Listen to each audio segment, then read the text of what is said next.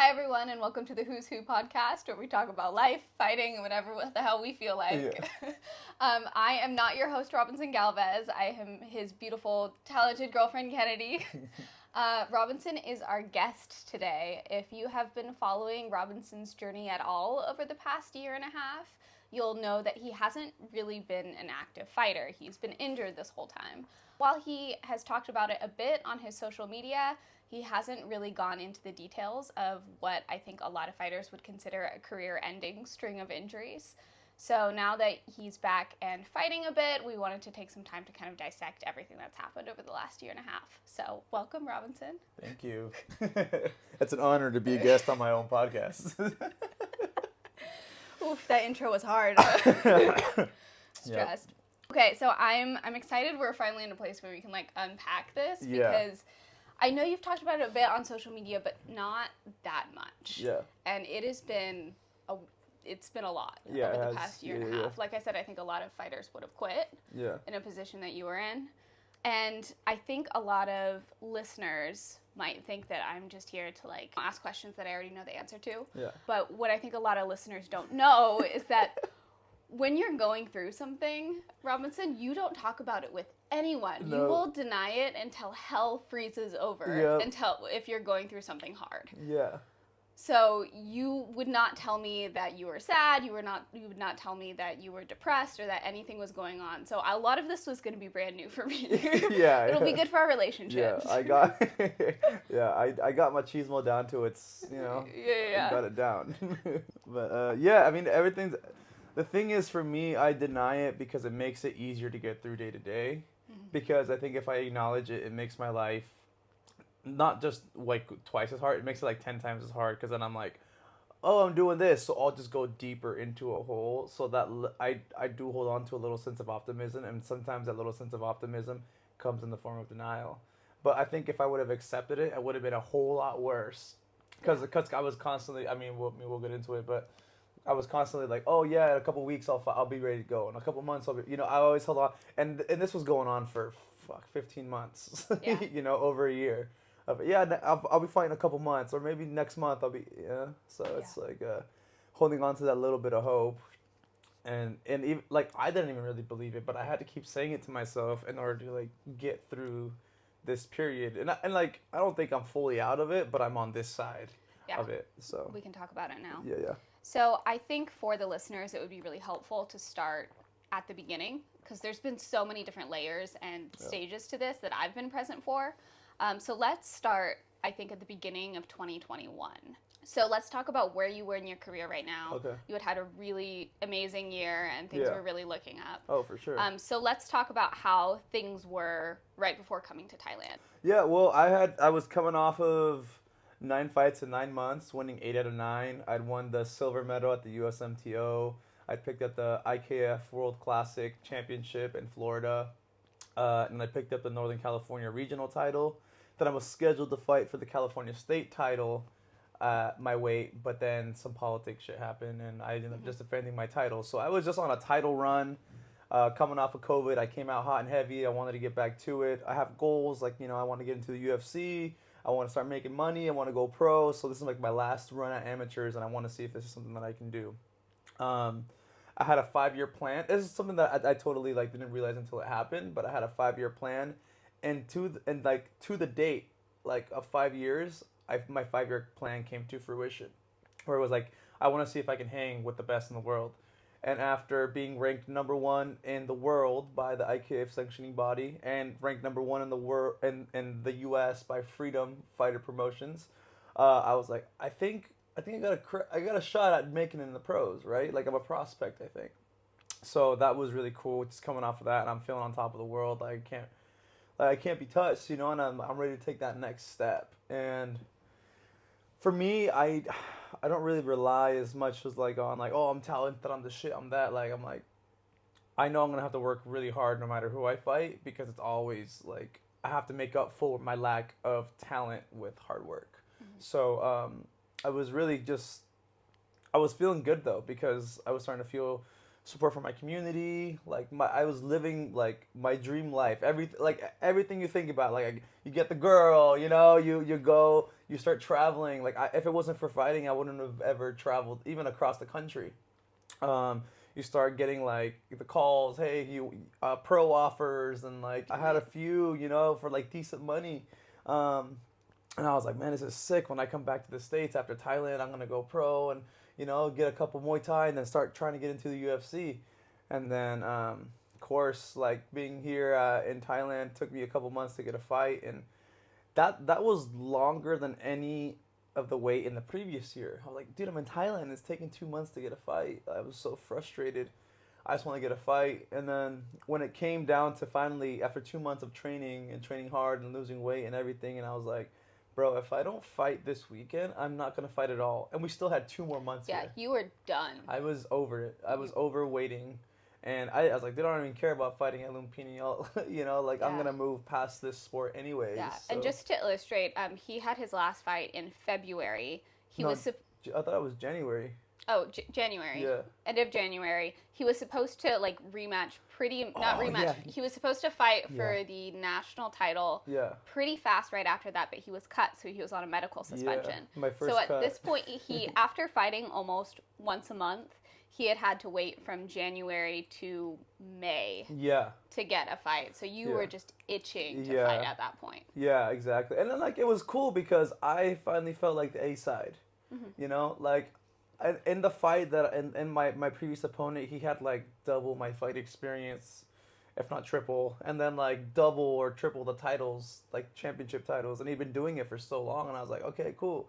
So once I beat this guy, all I gotta do is beat this champion, and then I'll, you know, like, I'm the A side. Like, people know, like, this is like my breakout year. I literally had like a breakout year, and then coming over here, I'm like, why do I have to wait? And obviously being at Fairtex, there's so many fighters and so many high caliber. It's not just like I was coming from like a small pond, is a fish in a small pond, you know, where I'm like, I'm the only fighter. My coach is sole focus, and we get to just, hey, coach, there's a fight. All right, let's do it. Are you ready? You know, let's just make weight and get to it. Where here, there was so much going on. So the trainers have multiple fighters. Yeah. And there's, man, the staff is insane at Fairtex. You know, like how many people they have on staff. So it's crazy. So you finally got a fight scheduled. I got a fight scheduled, with an opponent that, frankly, you would have bulldozed through. Oh, yeah. Easy yeah. fight. Yeah, highlight reel for sure. So you were ready to fight. You were all set, and then a week before, you got notified that your opponent had COVID. Yeah. And then they're like, hey, we got a guy at 70, which is 70. I think it's about 155. And I was fighting 47, trying to, and like 147, 145. So that's 10 pounds up from where I'm supposed to be fighting. And I'm like, I was so pissed, bro. I was like, okay. And then I don't know if it was you, or I don't know if I just said, let me see the guy, because I already accepted the fight. Yeah. And then I said, like, hey, let me see who I'm fighting. And then both my trainers were out of the country. So I had Sisom, who was in Singapore for Rodtang's fight on one championship. And then his son, Champ, was in Dubai working. So there's no one to vet this Yeah, opponent for exactly. you. So I was working with a temporary trainer who I really liked. But, you know, this is where I learned that you really need to have someone who cares about you and has your best interest at heart, right? So I show him this fight. And keep in mind, my trainer that I'm working with, my temporary trainer, has never seen me fight. He just seen me on pads. On him, right? He's felt it. And he's like, oh yeah, the guy's soft, and you just punch him to the body, you low kick, I think you win for sure. And I was hesitant, you know, like for me, I never say no. But that's because I had the blessing of having a coach that he knows, like, hey, you're not gonna say no, I'm saying no for you. Yeah. So my coach is always taking care of me, you know, 5 years, 6 years, nothing major.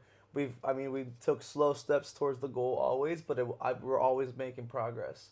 And I remember having seen that fight that we saw of your potential opponent and being super freaked out. He looked good in the video we saw.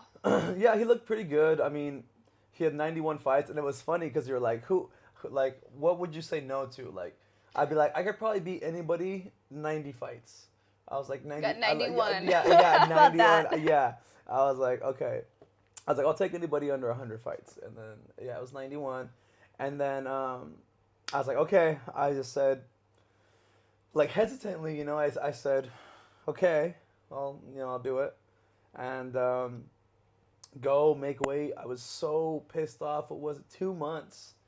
No buffets. No mango sticky rice. No Thai food. It's not the dream, like, oh, I go to Thailand and eat a bunch of food. It was just like whatever you were portioning out my food for me. Yeah. And like I was like, this sucks. And I don't have very many vices. Like I have a girlfriend now, but I used to say before, like my 2 vices were women and food. I have a girlfriend, so I have 1 vice. I have food. And that's like my one outlet. Like if I'm stressed, I eat. If I'm happy, I eat. It's just like it's a fix-all, And that I wasn't able to do that. Like no trying cool snacks, no going to markets, no whatever. And I was just, I was feeling so just down in the dumps, just not being able to like feel like I'm doing something that I enjoy. Waiting so long for a fight, there was a lot of variables that I was like, man, I want to go home. I could fight more often back home at this point. Like, I know. So, and this was on Fairtex Fight at Lumpini Stadium, just for the listeners. So you weigh in. I remember after you weighed in, you ate half of the 7-Eleven by our hotel. Oh, for sure. You did not eat healthy food after the weigh-in. Oh, yeah. We didn't even have water, remember? Yeah. We didn't have any water. We had like a liter. I drank it all, and then it was We got a bunch of water, but your stomach was too full. You were grumpy the rest of the night because you had a stomach ache. No, you got to take it back even a little bit more. Because after the weigh-in, we didn't take any snacks. Because I usually have like a little thing to take to weigh-ins. We had nothing. We didn't have any water. We didn't know where the 7-Eleven was yet. Yeah. So I think I had like a liter of water, killed the water, and then they took us to the place where everybody eats after. Oh, yeah. The Pad Kapow. So I ate that. I might have killed that. I killed mine and yours. And then went to 7-Eleven, and then we finally like got all these snacks and the water. But I ate all the food before I got to any of the water because I was like, finally, snacks. Right. And not a good idea. So you didn't get a chance to rehydrate Exactly. after your weigh-in. Yeah. And then I believe you couldn't sleep and you were taking some hits from your pen or something, or took an edible or something like that. It was oil tincture, THC tincture that you had gotten. Okay, got it. And so I had such a bad stomach ache after eating just like my 7-Eleven run. I took a little tincture just to go to sleep because I had such a bad stomach ache. And then they knock on our door about 5 or 6 or something, and they're like, hey, we're going to the market. And then we get more food. And I'm just going to the market. I'm like, okay, what looks good? And and then I had an even worse stomach ache. And I'm like, bro, I'm not going to get to sleep. So I take some more tincture, and that didn't make the pain go away. It just made me a little bit sleepy. And I knew you were in trouble because you would not talk to me that whole night. You were so grumpy. I was like, I'm going to let him be. Yeah, it was funny because we had that gallon, and I made 0. Like, it had, like, maybe, like, a quarter of it gone. Yeah. But after weighing in the morning, same thing. Like, we bought all this water. We bought liters and to make it easy. And I was like, bro, I can't. And food was going in fine. Electrolytes were going in fine. But water itself, I wasn't able to, like... I remember I drank sponsors. I drank sponsors and maybe some Pocari Sweat. But water... I don't know why. I'm sure it happens to everybody, but like water is the thing. It's like when you're drunk and you're like, drink water. You're like, no, dude, it hurts. I can't. It's the same. It's a similar feeling when you're like, no water. Yeah. Like, it just wasn't going in. And if I drank a sip of water, it was like I felt like bloated and big belly bump. Yeah. So, I learned the hard. Like, it's funny because that's such a rookie mistake, right? And you would think that after near 30 fights in my career, from MMA to semi-contact to Muay Thai kickboxing, you would think I'd know this, right? But it just takes like a moment. It's like a car crash. It just takes one moment of insecurity or one moment of like you lose your focus, Well, I think you had spent 2 months. You came to Thailand with some weight on, so you spent 2 months drastically trying to lower your weight so fast, so you weren't able to get those snacks at 7-Eleven, and finally you could, and you couldn't like just hold on just a bit longer. So all of this just to set the stage as when you walked in the ring for that fight the next day, at Lumpini Stadium. You had a stomach ache. Yeah. You were a little bit high from the last night. Yeah, and I'm not a stone, like, okay, like people might think like, oh, you're a stoner, like. Oh, he's not. I am no stoner. He does not smoke. I'm serious when I say my vice is food. Like, Yeah. I don't smoke. Like, if I need to, absolutely need to. Like, I'm up for over a day at some point to get to sleep. I will. You are hypersensitive. I think it was actually a CBD thing that you took. No, it was the THC tincture that you got for something that you were feeling But pain. even CBD will get, like, a little bit of CBD will get you high. I know that you weren't taking it to be high. You were just trying to, like, take the pain away. Yeah. But you're hypersensitive to that. Yeah, and so, and the fights here on Fairtex Fight are in the morning. So that's like a con, especially for me. I take it to go to sleep sometimes, because sometimes the night before you're all jittery, you're just thinking, like, excited, or in my case you have a really bad stomach ache, but like some reason that you can't sleep, right? So I'm trying to sleep. I take it, and sometimes before fights it takes me to like noon to like not feel anything. So it's not like I don't train high, I don't function high. Like, if I take any form of THC, it's solely to sleep. Like, it doesn't matter, strain, sativa, indica, I take it, it's zonked. Yeah. So, yeah. I was just like, dude, I'm like trying to stay awake. And I'm usually pretty, you've seen me before fights, but I'm usually pretty like sleepy. It looks like they picked a bum that was sleeping off of the street. They brought him in and just let him hang out. Yeah. That's more or less how I was. But it was like extra. I was like, bro, I'm like trying to breathe and do my breathing exercises to like try to like sober up. I'm trying to drink a bunch of water. Yeah, and they don't warm up for these fights. Yeah, so you didn't get really a shakeout. You didn't get to crack pads beforehand. That was something that really threw me off too, because I never had a stadium fight. I've had little small shows in Thailand before, but and they're tiny, like Asia Teak. If anyone who has fought, they probably have heard of Asia Teak in Bangkok, but super small shows where it's like 3 fights a show or something. And they do Thai oil right before the fight. But at Fairtex Fight, they woke us up at like 5 in the morning or something and just slathered us in Thai oil and then made us go shower. And then it's like, all right, now it's time to fight. I'm like, oh, okay. And so no shakeout. And you're sitting there right next to the ring watching the fight before you with your opponent either right next to you or like across from where you guys like would walk out.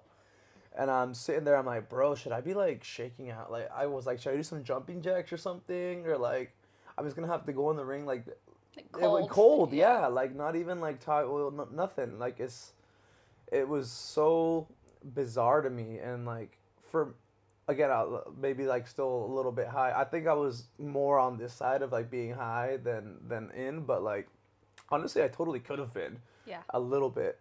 And then I'm in there like, so I'm just like not trying to make 90. I'm trying not to overthink. I'm just trying to like get in my zone and like just calm all my emotions. Like, that's like I usually do before fights. I just calm my emotion, and then like when I get in the ring, it's just a floodgate of like whatever I'm feeling, whether that's happiness or anger or whatever. It's usually happiness, But when I feel that rush, I just let the floodgates open and like get to it. But in that moment, I should have done a little bit more thinking, like, hey, shadow box a little bit. Like, there was nobody there to stop me. Yeah. But I didn't know any better at that point. So the whole round 1 was like a warm-up. Right. Yeah. So, let's get into the fight. Yeah. What happened? It was funny. Let's talk about the just before, because I thought it was pretty, like, endearing, like, interacting with the crowd.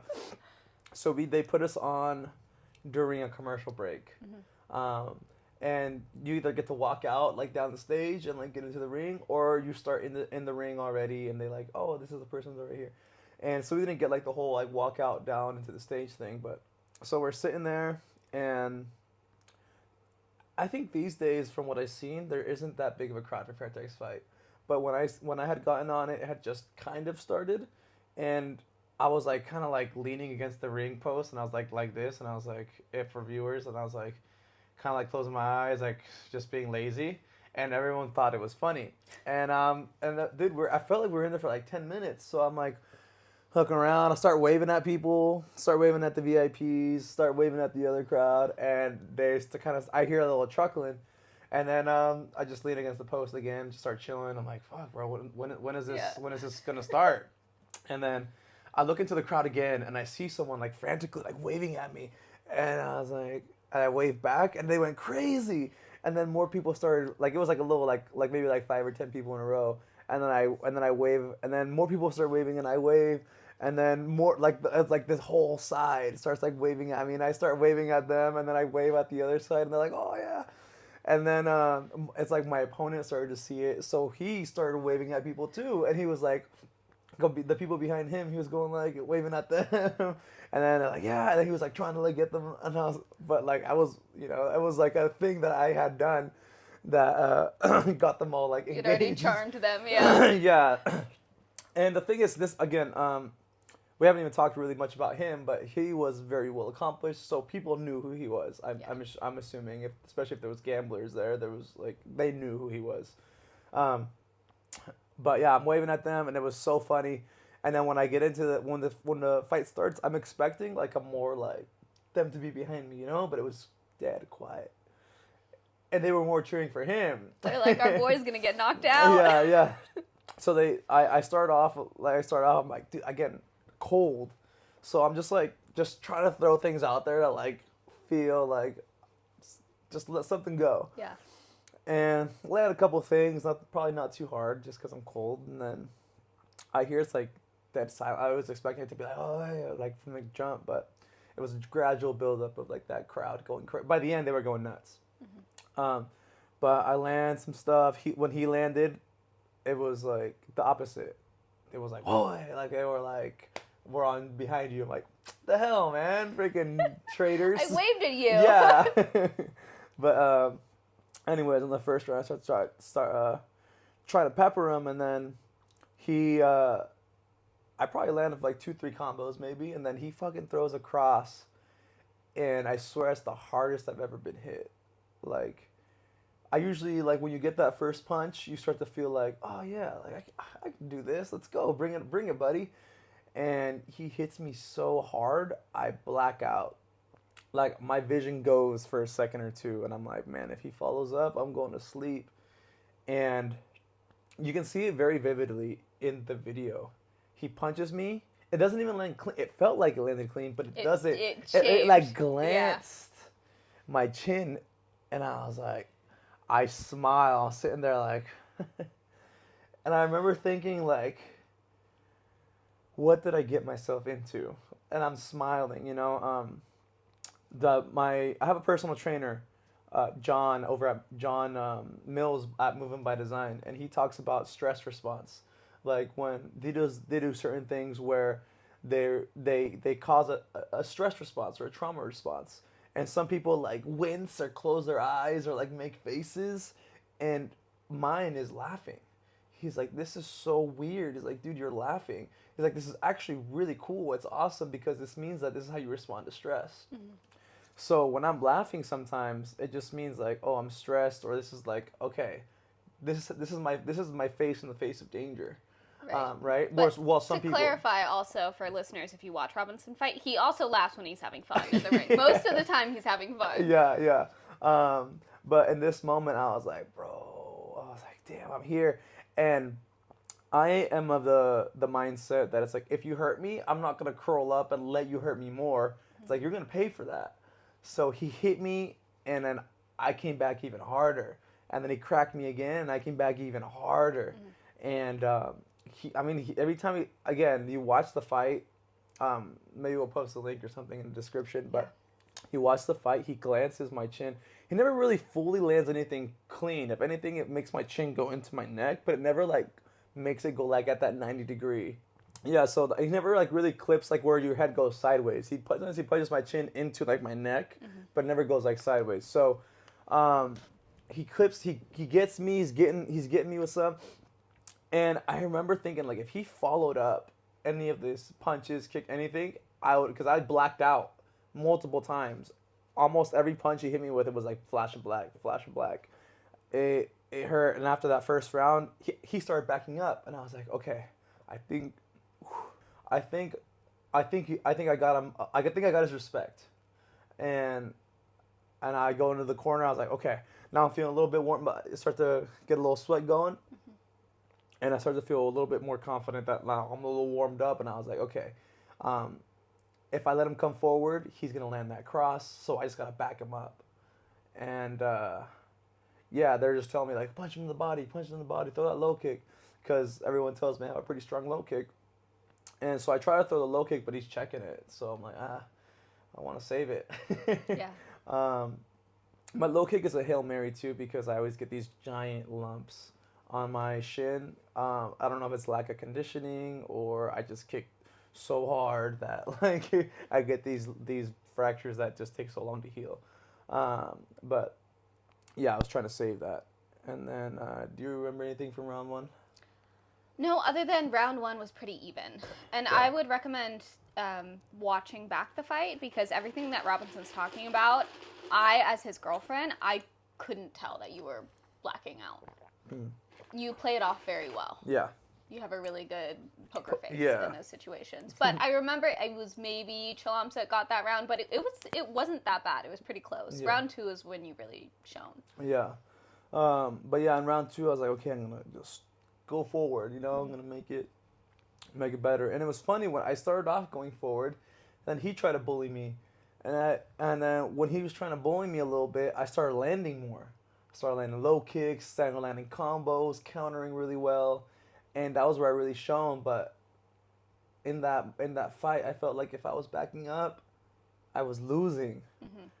Just because I was hurt, So yeah, moving back, I was like, moving back, and I was like, he's getting confident, and I don't want him to be confident. I want him to be afraid of me. But I'm not a counter fighter. I'm a pressure fighter. So in my mind, I've only known one way to win. So countering wasn't even in my mind. Now watching it back, there's like a minute of me just piecing him up, taking him apart, low kick, landing shots to the liver that like visibly affected him, or low kicks that were like kind of like making his leg go. But that was when he was trying to land. I was letting him come into me. I was baiting him into my traps that I didn't even know I was making. Yeah. You're just trying to survive. Yeah. And then I was like, okay, I got him.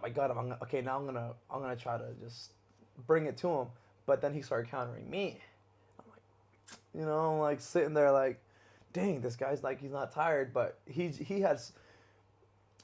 We both had enough experience to where we found our game, right? Like, I got a good poker face. He didn't even know I was hurt, probably, And then he was tired and he was back, and I didn't know that in the moment either, because he was so good at just playing off of that back foot. He had so many different tools. He had 91 fights on record, to where like they usually count the weigh-in fights. They don't count the fights when they were little kids, and when they were like no weigh-in fights. They usually don't count those in Thailand. So that's why he probably has over 200, I imagine, because when we found him later, there was like pictures of him fighting for like upwards of 100,000 baht, which is significant money in Thailand. Yeah.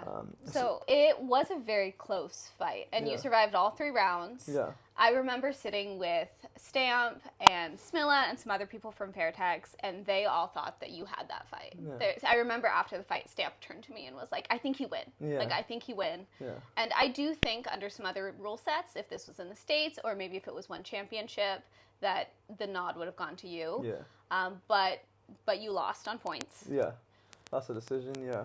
And it was cool, like, but I don't really feel like losses affect me that much, as long as I feel like I gave my best. And in that moment, everything stacked against me. Obviously, most fights aren't perfect, but I felt like that was one of my best performances. You know? You were very happy after that fight. Yeah, like I gave it my all. I was calling coach. I was calling my family. You were laughing. Yeah, you were stoked. Yeah, and the cool thing was I walked out and got a standing ovation.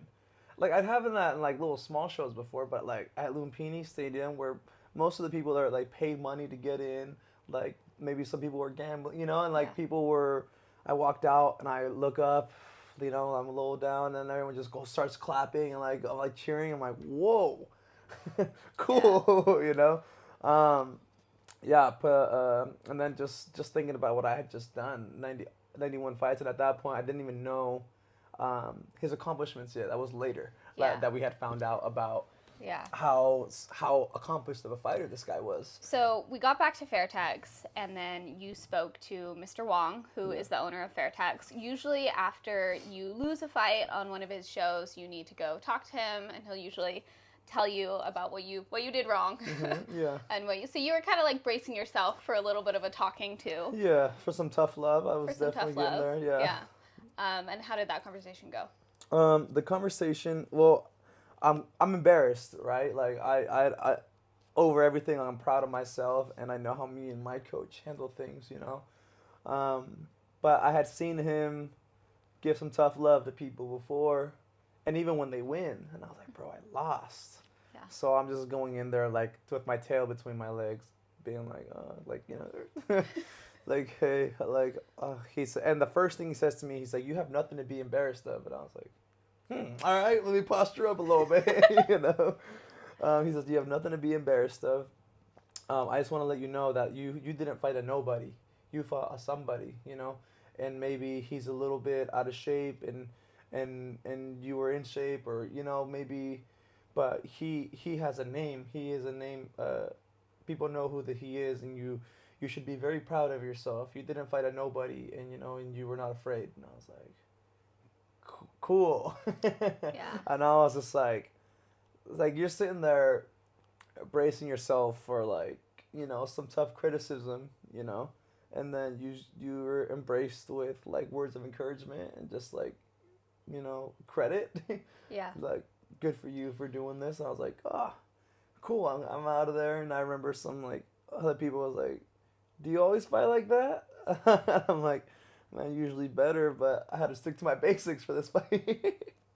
But yeah, it was cool. Like I was saying, like, some of the respect that you got, you know, like Stamp thinking I won, that's pretty cool.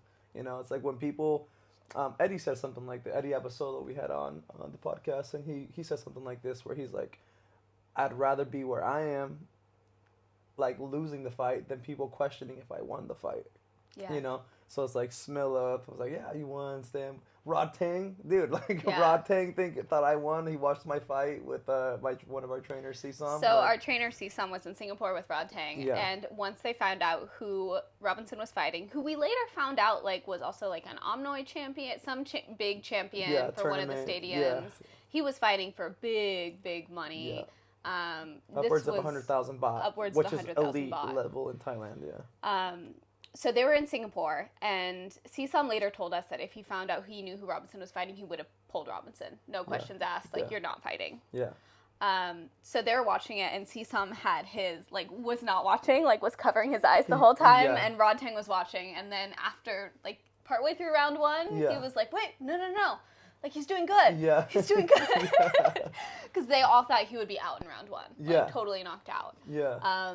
And yeah, like you said, Rod Tang, like, thought you won the fight. Yeah. People thought it could have gone either way, depending on the rule set. Yeah, and it was really cool because after, like, I was walking through Fairtex, and not that there was anything wrong, like, I was just another face. But after, the respect I got from the trainers, like, everyone was like, man, good fight. I was like, these people that see fights and fighters all the time, they were coming up to me and, like, taking the time to, like, making sure I knew how impressed they were. Like, they were really driving it home, where it was like, hey, you did really good. That was awesome. Like, wow, I can't wait to see you again, you know? And maybe it's like some of the, like, next time I gambled on you, you know, kind of shit, like, kind of thing, where that's, like, a real compliment, because they don't have much money to gamble anyways, you know?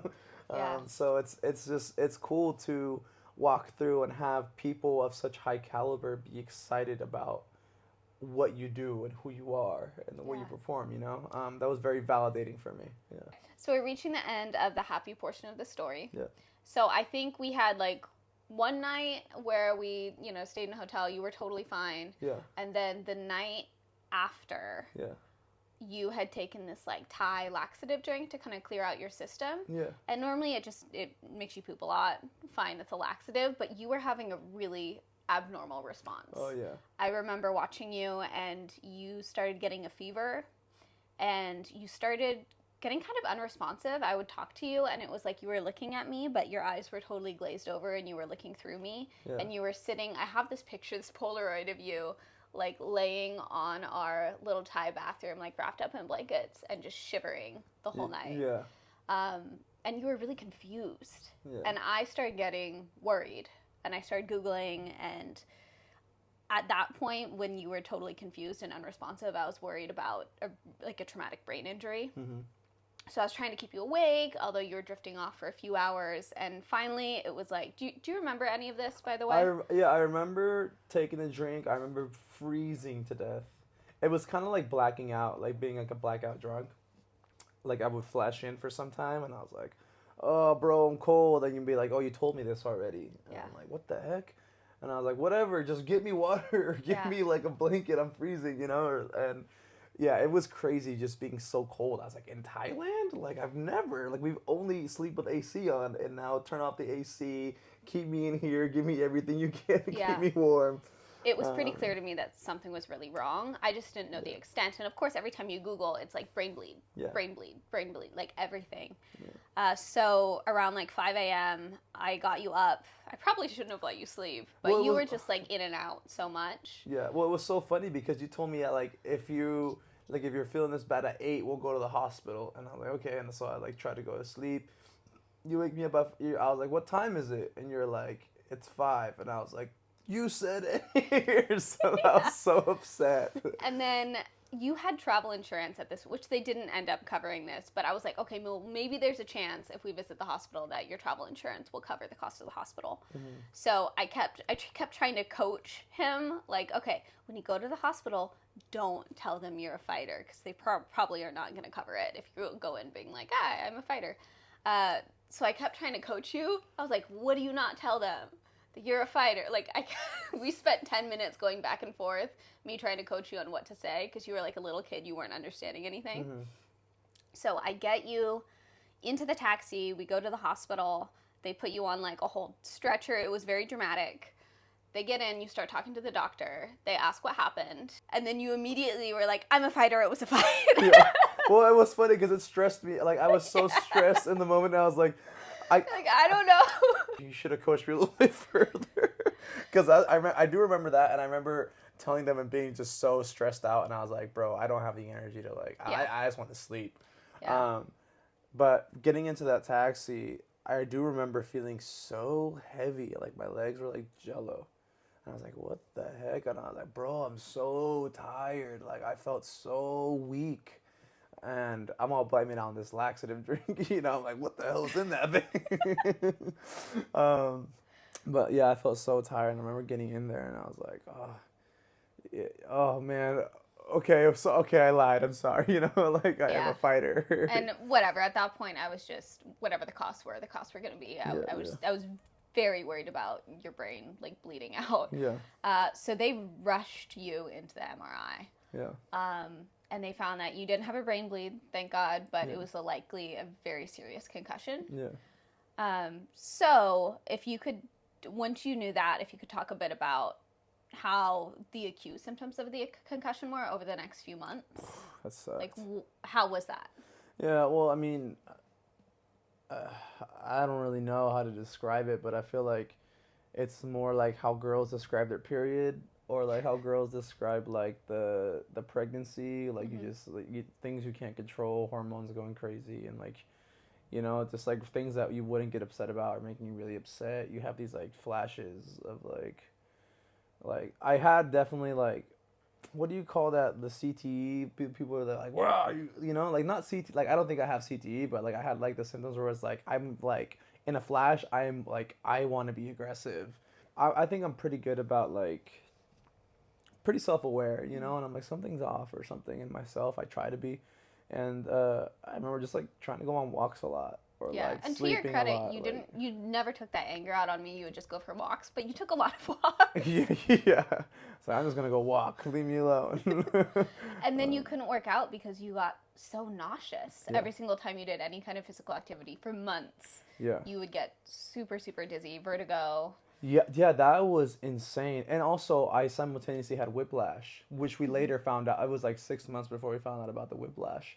But those concussion and whiplash, they play on each other. And then I also, for the first like month or so, I had some staph that we didn't know about. So that added to like the nausea and the headaches and the neck pains and that, you know, it was just a medley of things. Got rid of the staff, and then had to wear blue light glasses inside because the light hurt my eyes, and I had to wear sunglasses outside because the sun hurt my eyes, and even at night, like still blue light glasses, you know, like it was, yeah, I couldn't eat anything. And I remember, like, one of the things that was off is we went to the homie Billy's restaurant, Tickle Bitties here in Pattaya. Oh man, and the food there is great, you know. And I went there and I was like, bro, I wanted a burger. We got a burger. Yeah, you ordered got me, like 4 plates. Yeah, you got me like all the appetizers, and I was like, I don't think the shrimp here is very good, and I just put it out. I had one bite of everything. Yeah, and I was like, I don't like this. And like my favorite was the cheesecake at the time, and I was like, bro, the cheesecake is insane. Like I'm so excited. I ate the cheese. I was like, I don't think I could finish this. Let's just take it to go. And like, what about the rest of the food? I don't like it. That right there should have been a red flag. Back to the hospital. yeah. And that was like before I'd taken a drink or whatever. But in my mind, we were going to go out to this restaurant and eat all the food I wanted to, and then I'll take the laxative and that'll clear out all the food, like in my head, right? But trying to eat all the things that I did like just wasn't hitting. And I was like, I don't like that. I don't like that. So yeah, it was just like nausea, insanely strong headaches, big mood swings, really falling into like depression, you know, really like a big bit of depression. When your whole life is working out for 5-6 years, you're working towards a goal, and you think that nothing like this is ever going to happen to you, and you know you have people looking out for you and whatever. You finally get something that's like, holy shit, like this could be career. Like I was thinking, like, was that my last fight? I kept watching that fight, like. Well, when we first got the concussion diagnosis, we were both like, okay, a month. Yeah, you take a month off, and then you'll be back to it. That's how most concussions are. But your symptoms were so severe, and a month passed, and 2 months passed, and 3 months passed, and you still couldn't train. Yeah. We actually ended up extending our stay in Thailand because we wouldn't be able to afford the healthcare back home to, you know, to kind of help treat some of the symptoms and, like, make life easier. So, and I was like, oh, man, like, this sucks. Like, I wanted to go home and make my, like, U.S. debut and, like, get a Muay Thai fight, break into MMA. Like, that was going to be my first MMA fight going home. And getting there, I was just, like, rough, man. Like, I had glasses on, you know. I don't wear glasses, not because I don't like them, but, like, I don't know, I lose them all the time, so I figure why, you know. But I was wearing stuff. I wasn't working. I was just staying in my parents' house. That's not really that embarrassing because I live with my parents anyways. But like I was sitting there and like not being able to work, you know. And I'm Mexican, so and like part of like the pride that you have is like I can always work, you know. Like it's like my work ethic. I can grind, you know. And just being there and being like, dude, I'm young, I'm strong, like. I'm capable, and then I can't, just feeling like I'm wasting that time away. It's very frowned upon in my culture, and then just for me, going from pro fighter, one of the best in the world, feeling like I'm the shit, right? And like everyone around me finally starting to pull together. Like my parents are proud of me, you know, they walk around telling people, strangers or friends, like, oh, my son's a fighter. And I have my coach who's just being bombarded everywhere he goes. Oh, when's Robbinson fighting again? Oh, you know, like people reaching out for contracts. And like I go to the gym and it's like everyone is like stoked to have me there. And like it's like a flex that they train with me, you know. And I'm sitting there and like, bro, I started to feel like an imposter.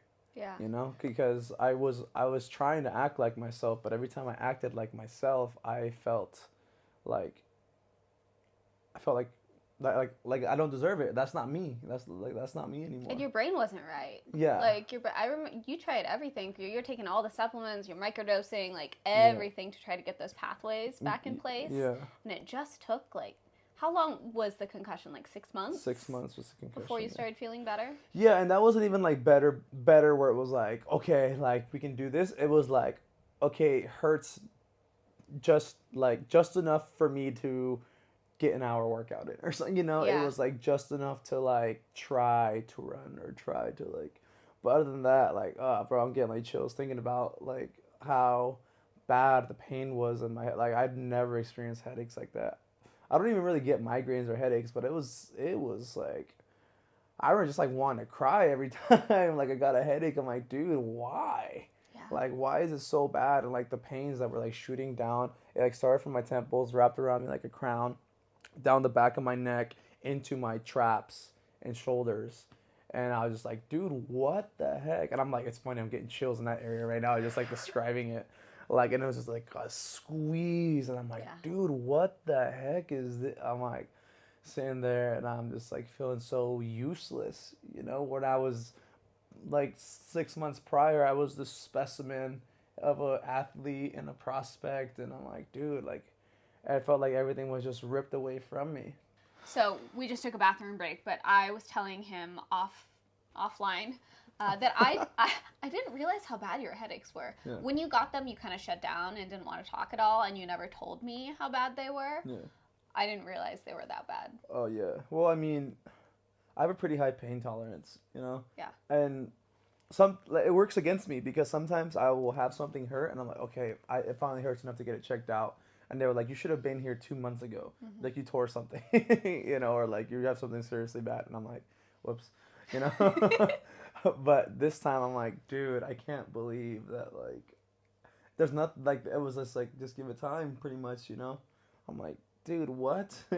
Like, you know, it's crazy, like, when you can run a half marathon, no problem, and then you go to, like, I can't walk up a hill. Yeah. You know, like, I can't, like, I live on a hill. My house back home is, like, on a hill. And I couldn't walk up to feed the dog, you know, or I couldn't, like, walk out to take the trash, and I'm, like, feeling so sketched. Like, I'm feeling like I'm putting my life and everybody else's life in danger driving. You know, like, dude, this is, like, this sucks, you know? And it's like, oh, yeah, well, you can just, don't worry if you can't work, you just do private lessons. And I'm like, oh, yeah, let me just take all this impact. Just hit pads. Yeah, let me hold pads for, I do, I can't do that right now. Like, holding pads actually hurt my neck, too. Like, every kick, I was like, bro, I can't. Like, if I coach people, I was like, oh, I will hold paddles for you guys, but I can't hold pads. But it was And it was rough. taking so much longer than we ever realized. You see people get injured all the time in this sport. Yeah. Most of the time, I mean, they talk about, like, oh, it's so hard being injured, but, bro, they're out for, like, 3 months, 4 months. You know, it's like, you're okay, and then but it was 6 months, and you weren't better. Yeah, like 0% better. Yeah. Like, I'm talking, like, it was, like, if it was better, it was, like, 5%, 10%, where I wouldn't even know the difference, you know, and it was just, like, again, yeah, I did try everything, tried plant medicine, like, you know, tried, like, just tried functional patterns. I tried walking, neurologist, both in Thailand and back in the States. I was taking brain tests. Dude, it was crazy. Like what we tried to do and trying massages and nothing was helping. I'm like, bro, it was rough, you know. And in that time, I was fortunate to be like in this men's group back home over at Movement by Design with, again, my personal trainer. They do it like on their Monday nights, and I was able to talk about, that was like the one place where I could talk about how I felt comfortable talking about how I was feeling. Because it was just a group of guys, you know, and we're sitting there opening up, being vulnerable, and I was like, yeah, guys. Like, I remember one week I was like, bro, like I had, you know, feel like I'm a teenager, feels like I'm going through like a second puberty, just being angsty and upset, and like, I don't know, I remember opening up to them about like wanting to take my life, you know, and like kind of getting through that battle. And there was another guy there that was going through a similar thing, and he was like, yeah, man, like, oh, that's the first I've heard about that. Yeah, well, and then it was just weird because I was like, yeah, I'm going through like a depression thing, and he's like, I just want to make sure that like you're not like using words that have a whole lot of power. And it's funny now that I'm on this side of like the recovery, I really was in depression for a year. Like, it's like, don't use words that aren't true, you know, because then it gives them more power. And I was like, okay. But dude, I have been like up until like even last month, you know, and I have like little spurts here and there, but I was like down in the dumps. Like I thought nothing of myself, and I was almost like operating in a way where I was like, okay, because this is how I'm gonna be remembered, you know. And I didn't know how bad Oh, I think I knew I didn't want to be here. I don't have like the guts to like do anything about it. And I was like, well, I'm just gonna keep on living and like, take like kind of like the addict phrase where it's like one day at a time, you know, just one day at a time. Like if it ever got really bad, I'm like, all right, I just gotta get through the day. All right, just gotta get through the day I for a long remember time. even when you were back to training a bit, which we'll get into, but I remember having a lot of conversations with our coach and just being like, both of us, like, Robinson's not here. Like, and we were trying to help you and diagnose you, like, well, maybe he just needs some tough love, maybe he needs this. But just both of us feeling like he's not here right now. And we didn't, and it was two people who know you really well and care a lot about you, and we didn't know what to do. We didn't know how to get you back. It's actually something I thought about a lot lately because, like, now that I'm coming out of it, everybody telling me like, oh yeah, like you're starting to come back, start to look more alive, you know, and then it's not something that I would have taken much importance to, but I'm like, it's like my family. It's like my coach. It's like my brother, you know. It's like you. It's like, okay, I see you coming back. Like, you're starting to, like, you know. And I was like, yeah, like, it was funny. It's something that my dad said specifically, I think, really made it, like, click. He's like, yeah, he's like, I'm glad that you're feeling better. And you really light up. I can tell that, you know, you have, like, hope in your voice. And that you're, like, really lighting up. Like, when you feel like it transcends, you know, it transcends. And I was like, have it not been here this whole time? Like, I thought I was fooling everybody this whole time. You were going through the actions, but the joy and the hope weren't behind it. And that's what you are, someone who, what I've really loved about you is that you seem like you're always, like, lit from within, and you didn't have that spark. And the people who know you best, we could tell it wasn't there. But it's hard to pinpoint because you were going through all the actions. You were still laughing and smiling and doing all the things you normally do. It just wasn't you behind it. It just felt more like an NPC kind of, you know, like, it's like, this is what Robinson does, you know. It's like what a clone would be in like a sci-fi. Like, I would be able to tell that wasn't the real Robinson. Yeah, exactly. But yeah, I was sitting there and I was like, damn, I wasn't fooling anybody. I don't even know if I was fooling myself. I was like, so if I wasn't fooling myself, how could I fool anybody else? You know, and I'm sitting there like butting heads with my coach, who I've had zero problems with in 5-6 years. And for the first time, I'm like, not that we were like cussing each other out or anything, but it was like, coach, I'm trying. He's like, hey, I see you're trying. I'm trying. Like, what's going on? You guys like, just weren't meeting. Yeah, we didn't have that, like, synchronicity that we always do. And it's like, I chose to stay with my coach because of that, you know? And I wrote this story, and maybe I'll publish it or something in, like, my website or a carousel. But it was basically, like, I wrote something along the lines of, like, I wanted to leave, like, everything that fighting gave me, I felt like I don't deserve it, so I have to leave it behind.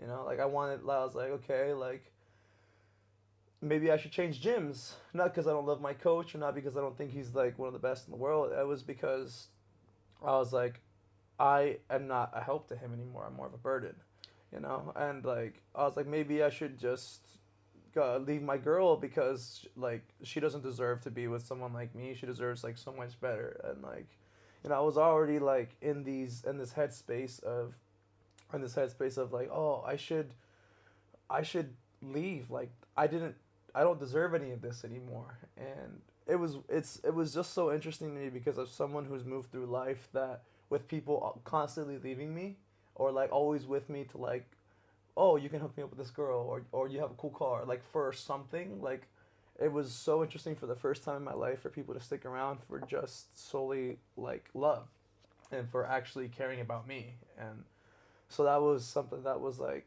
super, super unique to the situation, where I was used to, like, oh, well, they don't care about me, so, like, they just wanted me to fight, you know? And I was, like, thinking, like, okay, I'm just going to go and change these things that I, like, had given me joy before. Not, like, joy as in, like, fulfilling, but it was, like, I know I'm going to get a quick, like, dopamine rush from, like, talking to somebody or, like, getting a number or, like, something like that. And I was, like, I'm just a burden to you. I'm just a burden to coach. I'm just, like, I don't have any of the things that they want or that they love me for. Like, it felt like this life was something I didn't earn or I didn't deserve anymore. It was almost like all of those things that you had, all of the good things that you had worked for and gotten, like, now became a burden to you. Yeah, and it was almost a reminder of like, hey, this is who you used to be. Yeah. Like, you are not who you are. I was like, I know I'm not who I am. Like, I know I'm not who I was. I'm trying, and like I can't. You know, it was almost like an easy way to quit. You know, I was like, oh, maybe if I go in another gym, that'll be like then what I'm gonna get that imposter syndrome kind of thing worse because they're gonna think I'm more the shit than I actually am versus someone who actually knows me and all my vulnerabilities. You know, and I totally see like those stories where it's like, I don't know, I can't name any movies off the top of my head, but those movies where like someone gets injured and like loses everything and like just becomes an alcoholic or gets lost in drugs or something, just like trying to find that void or fill the void with something else, something new. I could totally see that happening, you know. I could totally see like why someone would, because I was going through it and like I have such a strong moral compass that I was like, I'm not doing hard drugs, you know. I'm not just gonna try coke for the hell of it. I'm not gonna shoot meth or heroin or whatever, you know. I'm like, I'm not gonna just do these stupid things just cause and like just to see if it'll give me a buzz, you know. Like I'm pretty, like I was like, bro, I will get fat, I will go talk to girls, and like even that would ruin my life, right? But I was like I am gung ho about not trying any like drugs that could actually put me into more ruin where I can't climb myself out, or it would be that much harder to claw myself out, you know. I remember you weren't there for, and we were a relatively new relationship in the sense that we were together for a little bit, a handful of months, and then we were long distance in Thailand, and then you got to Thailand and all of this happened. So we had been together, most of it long distance, for like maybe a year, and then followed a year of you not being here. Yeah. And I remember just thinking a lot and writing in my journal, like, I'm not going to think about how our relationship is going or anything like that until he fights again, just because you weren't here. Yeah. You weren't here to like even think. And granted, like we still had a good relationship. We weren't fighting. Nothing was there, but it was like your spark had gone. But I knew it was just you were just going through it. You weren't here anymore. Yeah, it was weird because I was like, I really wasn't, because it was really interesting going around and like. Before, people would ask me questions like, oh yeah, like fighters get hurt, don't they? Fighters do this, and I would be like, yeah, not the good ones, you know. Like have like some like rebuttal where I was like, yeah, whatever, you know. And like meeting new people in my life or meeting people in your family, and I'm just like, yeah, and like feeling like maybe it wasn't even there, but in my head, I'm feeling this projection of like, oh yeah, that's what happens to fighters. Like that's like, you know. And I was like, bro, when I'm winning and stuff, like it's like, okay, yeah, she can be proud of me, she can be like, oh, hey, this is my boyfriend or whatever, learning new people. But I'm like hurt fighter, been out for 6 months, a year, and it's like, yeah, that's what happens like when you choose that career, you know. Like you felt that energy. I honestly, it totally could have been in my head because I was such in a rut. But like being like, oh, so what are you gonna do from after? People who care about you. I mean, I know my family loves you and really cares about you, but they're not into the fight culture. So of course my dad is maybe going to be like, you know, well, like mechanic's a good job. You know, like I'm a diesel trade by trade. I went to trade school for automotive and diesel technology. So, so I think part of that is coming from a place of love. But that's not what you want to hear. At that point. Yeah, and especially when you're not ready to give up on it. I think, you know. Yeah. When you're in a place where people. I think, again, it's coming from a good place. It's like, all right, so what are you going to do after you're done fighting? Like, I was like, or like, what are you going to do now? I'm like, what do you mean? I'm going to get better and I'm going to fight again. Like, and I think for other people, it comes from a place of, look, we still love you if you're not a fighter. We still love you if you're a mechanic, you know? Like, it's good. Yeah. But not when you're in a place that you still want to hold on to that dream. Yeah, and it's like, bro, I'm still young. I'm still even now, I'm 27. So I think I have especially with my skill set, I think I have places to go in this sport. But man, in that time frame where it's like, I'm not ready to give this up. Was that my last fight? Did that fight change me? Am I gonna have to live the rest of my life like this? Like, with pain. Like, and I was always like, in the beginning, I was like, I don't care what comes from fighting, I'm gonna live with it. I'm probably gonna be limping around, not be able to use my shoulder, you know, like I was like putting these expectations, like this is what I'm gonna be like when I'm an old man, because I gave everything to fighting. I always thought I'd have some like some of those would be like UFC stories or like big fight, like man, I was in the top 5 or just something like this, you know. I didn't think it was gonna be like my first pro fight at Lumpini that like that's for life. yeah, and Yeah. I'm just sitting there and I'm like, I totally that also opened my eyes to people who are like kind of dicks about when you tell them your dream. Oh yeah, I mean it doesn't work. You should get a real job because I went for my dream and it didn't work for me. Like Yeah. I kind of got that a little bit, you know. I don't think I was pretty. I don't think I was someone who was like out putting it out, but I totally understand that I embrace that emotion when someone tell me like I'm doing this and doing that excitement. I'm like, I think I was still pretty good about like, oh yeah, awesome, you know, and like congratulations. But in my head, I was like, well, it's gonna go bad because it doesn't work out for everyone, you know. Yeah. Like, it's the hurt business, but like, it was, and that's not who I am at all. Like I'm telling, like someone could tell me, hey, I want to start a straw hat making business, and I'd be like, dude, that's sick. Like, Yeah. like stoked for you, make Totally. me one, you know. Yeah, that's you. And but in my head, I was like, dude, there's no money in that. You're not gonna make it, you know. Yeah. Like, yeah, it just became. I started becoming more like petty and like, again, not things that I don't think I was super like acting a lot of things that were in my head, but I think the reason I wasn't all the way there is because I was battling all these thoughts that wanted to be let out and like be like more of a jerk or be like rude or be you know, like tearing people down, and I was like, nah, like I still need to be me, but then being me felt like Fake. an imposter. Yeah, Yeah. so fake because that wasn't how I was feeling. Yeah. So just to paint an accurate picture where we are right now, you are at home, you're living at your parents', which you do normally, but living at your parents', no job really, can't really work, can't fight, can't even train, like can't even run for at this point.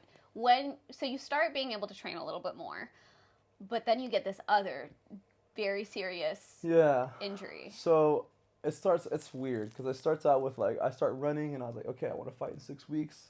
Let's get to it. And I have never been that out of shape before. 6 months of zero training. Yeah, you couldn't do anything. Yeah. So I think the longest, like even when I was out of shape, I was still cracking pads, still maybe going for a run once or twice a week. You know, like I was still training, I was still active, push-ups, whatever, doing the whole 9 as far as like a lazy fighter. But that still kept me in shape to where if I wanted to fight in a couple weeks, I could. 6 months of nothing, of bed rest, and then trying to run, what was it, like 30 miles a week? I was just like, all right, 6 miles. 6 miles every day, Monday through Saturday. And this fight was going to be your pro debut back in the States. Yes. So this was a really big deal of a fight. Yeah, so there was one MMA fight, and then... Oh, right. Yeah. So I had to pull out of that because my feet, and then I had a rib injury and a shoulder injury from the jump. I was doing jiu-jitsu. I was doing really wrestling with jits. Like, it was MMA training. And then I got taken down. Someone landed on my rib. It fucking hurt. And then my shoulder I've always had kind of little problems with my shoulder. So, but that time I started flaring up. And I was like, bro, am I going to need shoulder surgery again?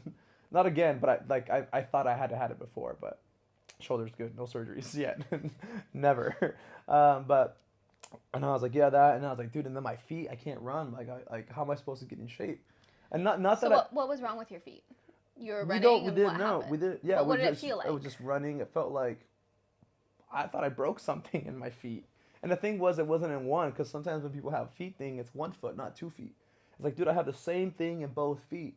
I don't know what's going on. And like my team, and the cool thing is back home is like everyone pulls it in that community. They give everything they have to me, and that's why I think I don't know if it was like the chicken or the egg kind of thing where it's like when I win, everyone wins, and I don't know if they started to feel like that when I started winning, or because I made them feel like that. I don't know what came first or what came, but when I win, everybody wins. So my team always pulls together, always makes sure that I'm okay. I know this guy, I know that guy. Let's do this, let's try that, and everyone's just constantly trying to help, you know.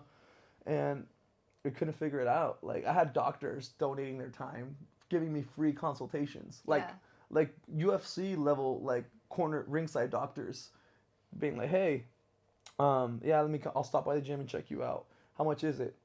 I just want you to get better. I was like, what the heck? Everyone wanted to see you fight again. And it was the same as the concussion in that most people were like, oh, just stay off your feet for a few weeks. You'll be better. Yeah. And just to like shorten up the story a little bit, 6 months 8 months later, I think. Yeah. And well, I want to backtrack a bit and say you had to pull out of your pro fight debut in the States. I had to pull out of 2 fights. My MMA fight and then my Muay Thai fight. I remember you calling me like I don't know, maybe it was a month, maybe it was a few weeks before that pro fight debut, and it was like you were crying on a run, being like, it hurts so bad. Yeah.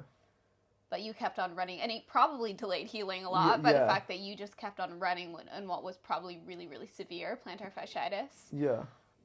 Just because you wanted to fight so bad. Yeah. But you had to pull out of that one as well, which sucked. But yeah, what were we saying? It was like another 8 months? Another 8 months.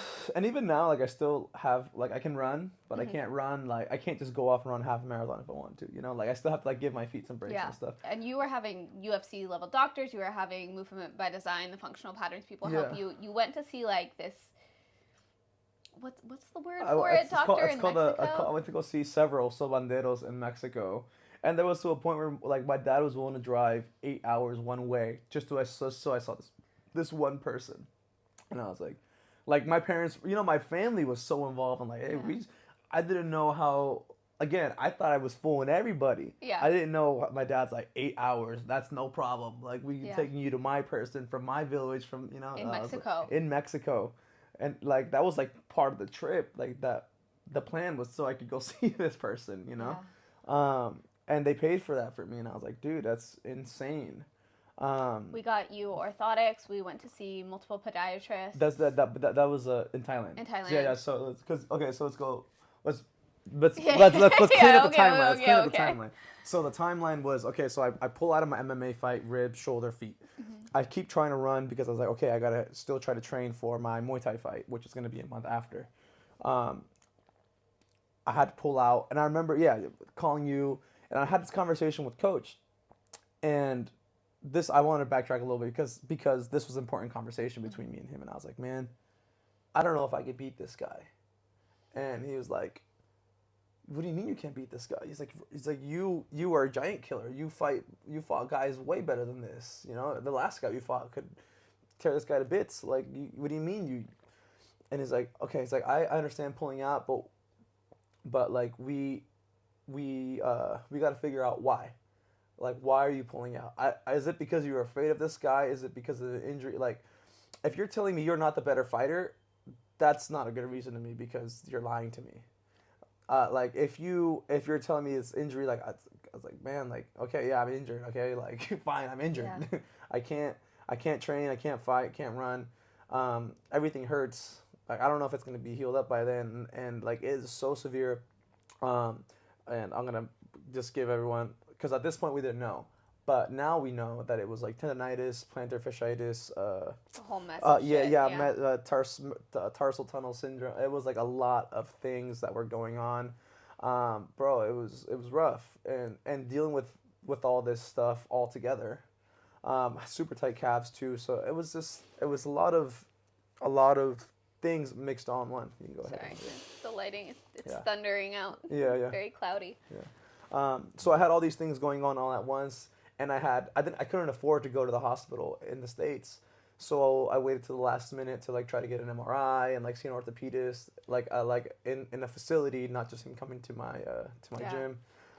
So with that conversation with Coach, I want to talk about your self-belief at this time, because that's one thing that I think is so core to who you are. Yeah. When I first, not when I met you, but when we started spending time together, like when we started hooking up, I remember you had a very average record at this point. Right after COVID, what was your record at this point? Like 7-4 or something? Yeah, something like that. Like, it was like, it might have been like 6-5 or 7. 6-5. 6-5 that or makes 6 sense. or 7-5 or something. Very, like that. very average record. Yeah.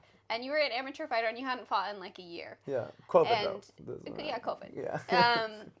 But we would sit there talking, and you were like, "Oh, 100%, I'm going to be a UFC champion." Yeah. And you believed it, 1,000%. Yeah. And I just remember thinking, like, "Oh, this guy's really cute. He's full of shit, but he's really cute. Like, he's adorable." But I ate my words, because over the next year, I mean, you fought like every month. You got 4 titles. You became nationally ranked, like, in 2 different promotions. Like, you had these people want to do a documentary about you. Yeah. These people, like, you had this crazy, crazy banner year. Mm-hmm. And I felt like it all, and it really seemed like, yeah, you're going to the UFC, like, the next year or 2. Yeah. And it seemed all, like, it all came from that self-belief that you have. It's really, really strong. Do you feel like that self-belief was shaken during this time? Yeah, 100%. Because it all comes from how I feel. So now that I'm starting to get back to myself a little bit more, I'm like, oh, for sure, 100%, I could beat these guys. You know, I'm trying to figure out a way to say it without like feeling rude, but well, the thing is, okay, just so everybody knows, I am not humble. I am 100% not humble. My coach will tell you all of it. Like, if you ask my coach about is Robinson humble, he will give you a 20-minute spew about how I am not humble. Okay, so but I'm looking around at people who I think are going to be my peers soon, and I'm like, bro, I could definitely piece this guy up. And not that my wrestling or jiu-jitsu, but I'm like, even in that area, I could piece them up. And I have very little wrestling and jiu-jitsu, you know, but I'm confident in striking out. Like, I'm starting to feel it again. I'm starting to feel like how I was. I'm like, okay, now I'm one of the best in the world. But I think you manifest it. Yeah, 100. I think other people who don't see that in you will be like, oh, he's kind of sloppy, he's this, he's whatever. But if you believe you can beat someone, you beat them. Yeah. You beat people who are much better than you, who have much more experience. And I think it's just like manifesting that every single time. Yeah, I think Mike Tyson said something about this, where, because he was a very small heavyweight, for those of you who don't know Mike Tyson. But yeah, he was a very small heavyweight for his division, but he was a heavyweight fighter. And someone asked him, was like, oh yeah, you're a very small heavyweight, we've never seen this before. And he's like, it's not about the size of the fighter, it's about the morale of the fighter. I don't care. Like, I see you, I'm going to tear you up. Like, he's, you know, the typical Mike Tyson, I'm going to eat him alive, whatever, I'm going to destroy him, I'm going to conquer. But like, he's like, it's about the morale of the fighter. And I think I always have a better morale. I don't know what it is, honestly, but like, it could be like, I have this whole thing written out that it's like, my dad made me into a monster because I grew up reading self-development books. Like, one of the first books I remember reading was like Rich Dad, Poor Dad. And then you add all the typical self-development books to that. I was reading those when I was 5, 6, 7, you know, like, that was my homework, and that's how I could make money. And like, you know, like, so I grew up with this incredible self-belief and painting pictures and believing and like, yeah, you can do this and dreams are possible. And I'm just like, well, people started, if they start, sometimes they start like early 20s, right? So I'm already 10 years ahead of the game as far as mindset goes. And I'm just like, okay, my body just has to catch up. And I think I'm about there. And I stayed amateur for so long because I wanted to destroy people when I went professional. And I just want to just hang. I want to destroy people. I wanted to make people look like they have no business being in the ring with me. Like, why would you get in the ring with this guy? That's what I want when I step into the ring. So yeah, like, I totally believed I could. I believed in my coach. I believed in myself, you know, and I had trackable goals, and I was checking them off. I just won my first title pre-COVID too, against someone that I very well respected. He was respected in the community, but I think I respected him a whole lot because of an opponent that he had beat who I looked up to before. Yeah. And I was like, and when I beat him, I was like, oh, bro. Oh yeah, just give me whoever now. Like, it just gave me so much confidence. And then I went through on a tear. I did pretty much like a Max Holloway style beating everybody, you know, like 5 rounds. Yeah, and everything just came to this crashing like halt. Yeah. So you had that conversation with coach. Oh, and let's add that. I was injured even for my freedom fight. My whole left side of my body, I couldn't throw it. I literally had a right cross, and I took this fight against, you know, for fighting for a #1 spot in the nation with just my right hand, like, not hurt. I remember the commentary kept saying, like, oh, he loves that right hand. Yeah. It's like, it's the only thing he can throw. Yeah. I had a giant lump on my left shin from the fight a month prior. Yeah. My shoulder, I thought I was going to need to get shoulder surgery. Like, my right shin had some swelling, and my knee kind of hurt. So I'm sitting there, I'm like, bro, I can still beat this. you know? Injury is part of the game, and you fight injured all the time. Yeah, all the time. Yeah. But this is a different. These injuries were a completely different game. Like, the thing was, what I say sometimes is like the hardest part is getting to the ring, and there was no way in hell I could get to the ring. Like, what if I can get in the ring? If I make it and I can stand up in the ring, I'll fight. but I couldn't make the weight to get on the scale. I couldn't get in the ring. I couldn't move around like I'm used to or needed to. It was rough. Yeah. This conversation with our coach was in September, but we didn't leave for Thailand until February of the next year. It was like January 31st. Yeah. Early February. So you just couldn't do anything for those months, yeah? I remember you working, trying to save money for Thailand. Yeah. And that was it. You couldn't really train. If you can't run, you can't do much of anything. Yeah, I started doing some PTs, once I could take it, once my body could take it. I helped my cousin get ready for his amateur fight. I was helping my family. Like, my family trains, and that's a cool thing that, like, it's brought us together, you know, and like, those are like some cool memories that like we'll always remember, you know, and like I'll remember me helping them get ready for their fights. So helped my cousin get ready for his amateur, my brother get ready for a semi-contact, and you know, I was holding pads for them, I was doing what I could, and yeah, trying to work and save that money, but what I could do and like my stamina, even just work for like staying awake, was not great. Yeah. So during this period, did you ever consider giving it up? Oh, for sure. I think that was why I was so. That's why I was so sad, because I was like, I don't want to give it up, but all the signs pointed towards like the 8 ball. All signs point to yes. So I was like, dude, no, like I refuse. Like, I still have so much to give. I have so much fight left in me. I don't want this fight to stay in there. Like, I figured like if it's gonna come to a close, it's gonna be like I'm gonna have a close where you know, like recently the Korean Zombie retired, where it's like people know and like people acknowledge and people, you know, and it's like, all right, this is, or like a Kobe Bryant's last game, where he knew, well, this is my last game, so I'm gonna perform. Like this, there's a moment, and I was like, I didn't have that, and I feel like I haven't even really scratched the surface of my potential yet. I feel like I'm just starting to figure out myself enough to build and like grow and evolve to a fight that's gonna shock the world. So I'm like, dude, I was just getting that baseline, that foundation set in. So like, I can't quit now. Like if people thought I was good now, like just give me a year to cook a little bit. Like, it was so frustrating. So was it just stubbornness that kept you going? Yeah, I think so. Well, the thing is, nothing else. Like, again, I chose fighting. For those of you who have listened to this podcast, I chose fighting because I tried everything else. I had so many hobbies before I started fighting.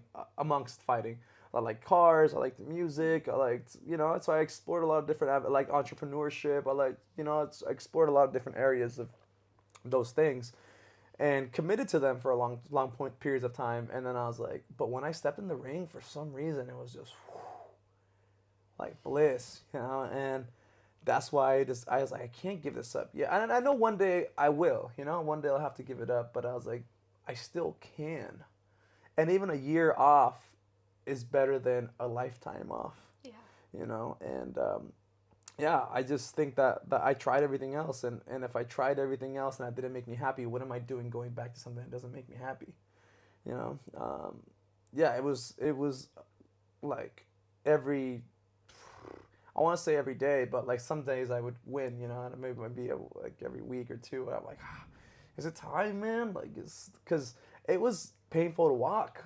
Like, I had to get orthotics and like special shoes. I spent so much money on shoes. Like, I wasn't even really able to save up for Thailand that much, because I had to buy like shoes and orthotics and like go see doctors and like travel, and nothing was helping. You started injuring your feet in August, and at that point we were given like 3 weeks and it would be healed, and it was January. Yeah.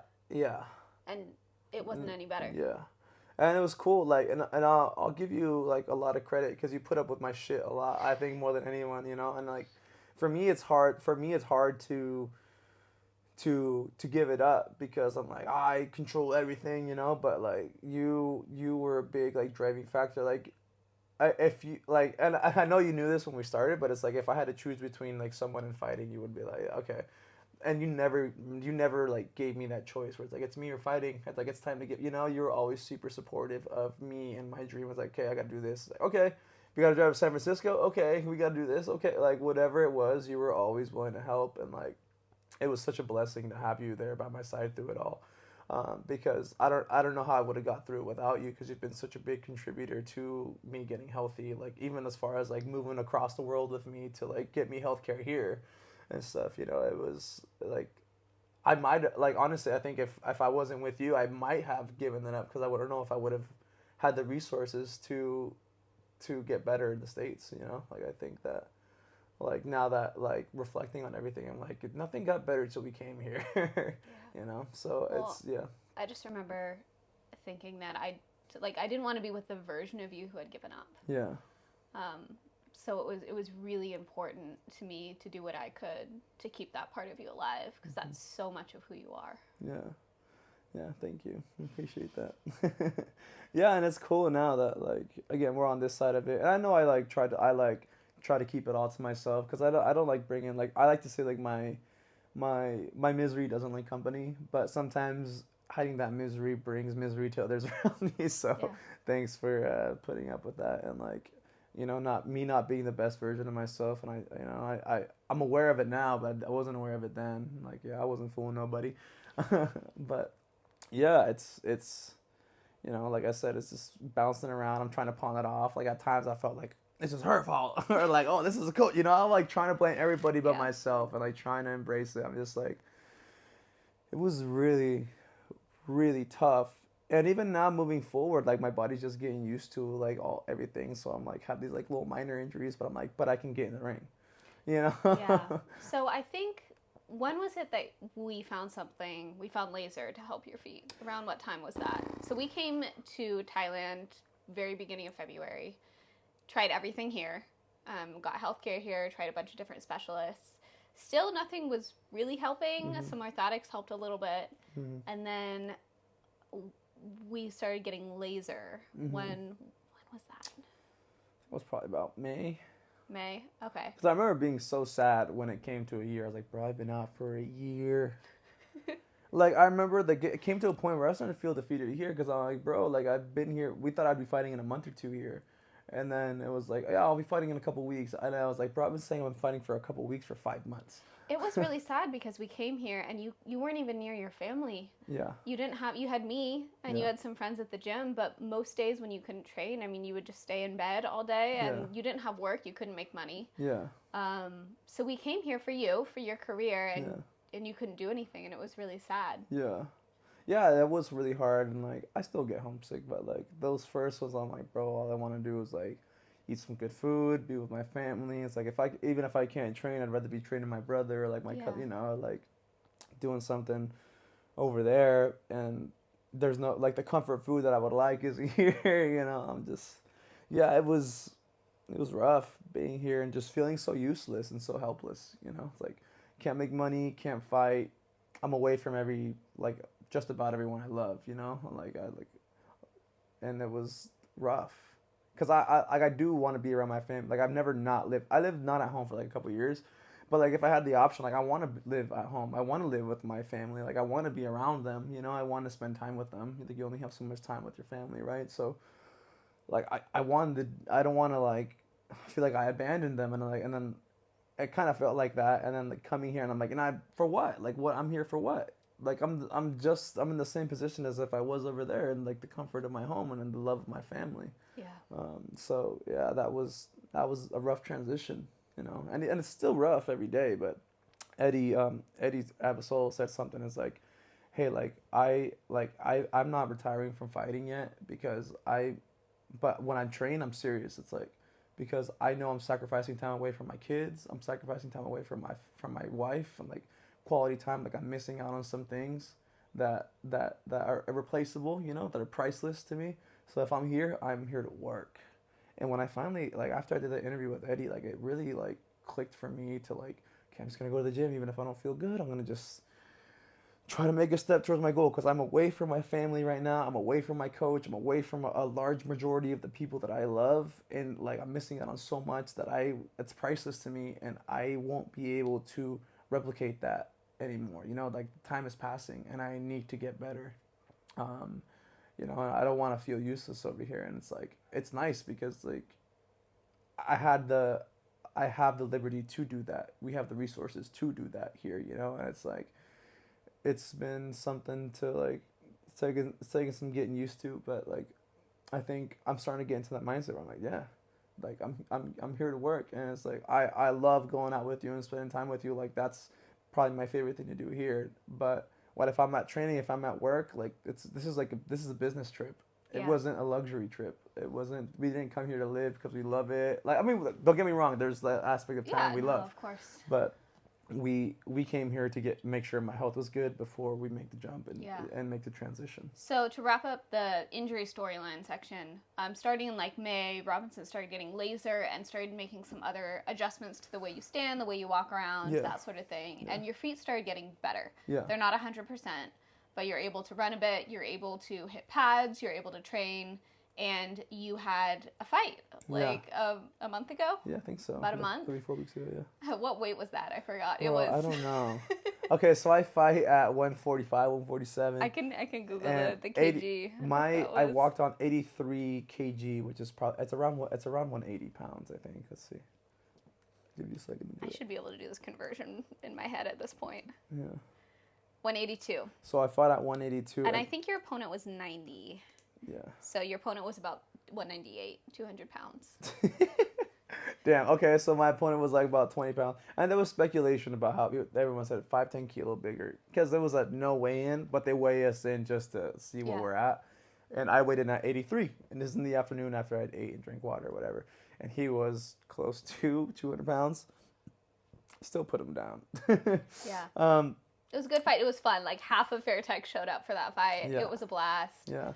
Well, it was cool. Like leading up to the fight, when I told them I was ready, I was like, okay. I told them I was ready maybe like a week before, and then they were like, okay. They were like, in 2 weeks you fight, and I was like, all right. And then they kept joking with me. I think just to kind of freak me out or whatever. Like, oh, tomorrow you fight. Tomorrow you fight. And I was like, yeah, okay, like that's fine.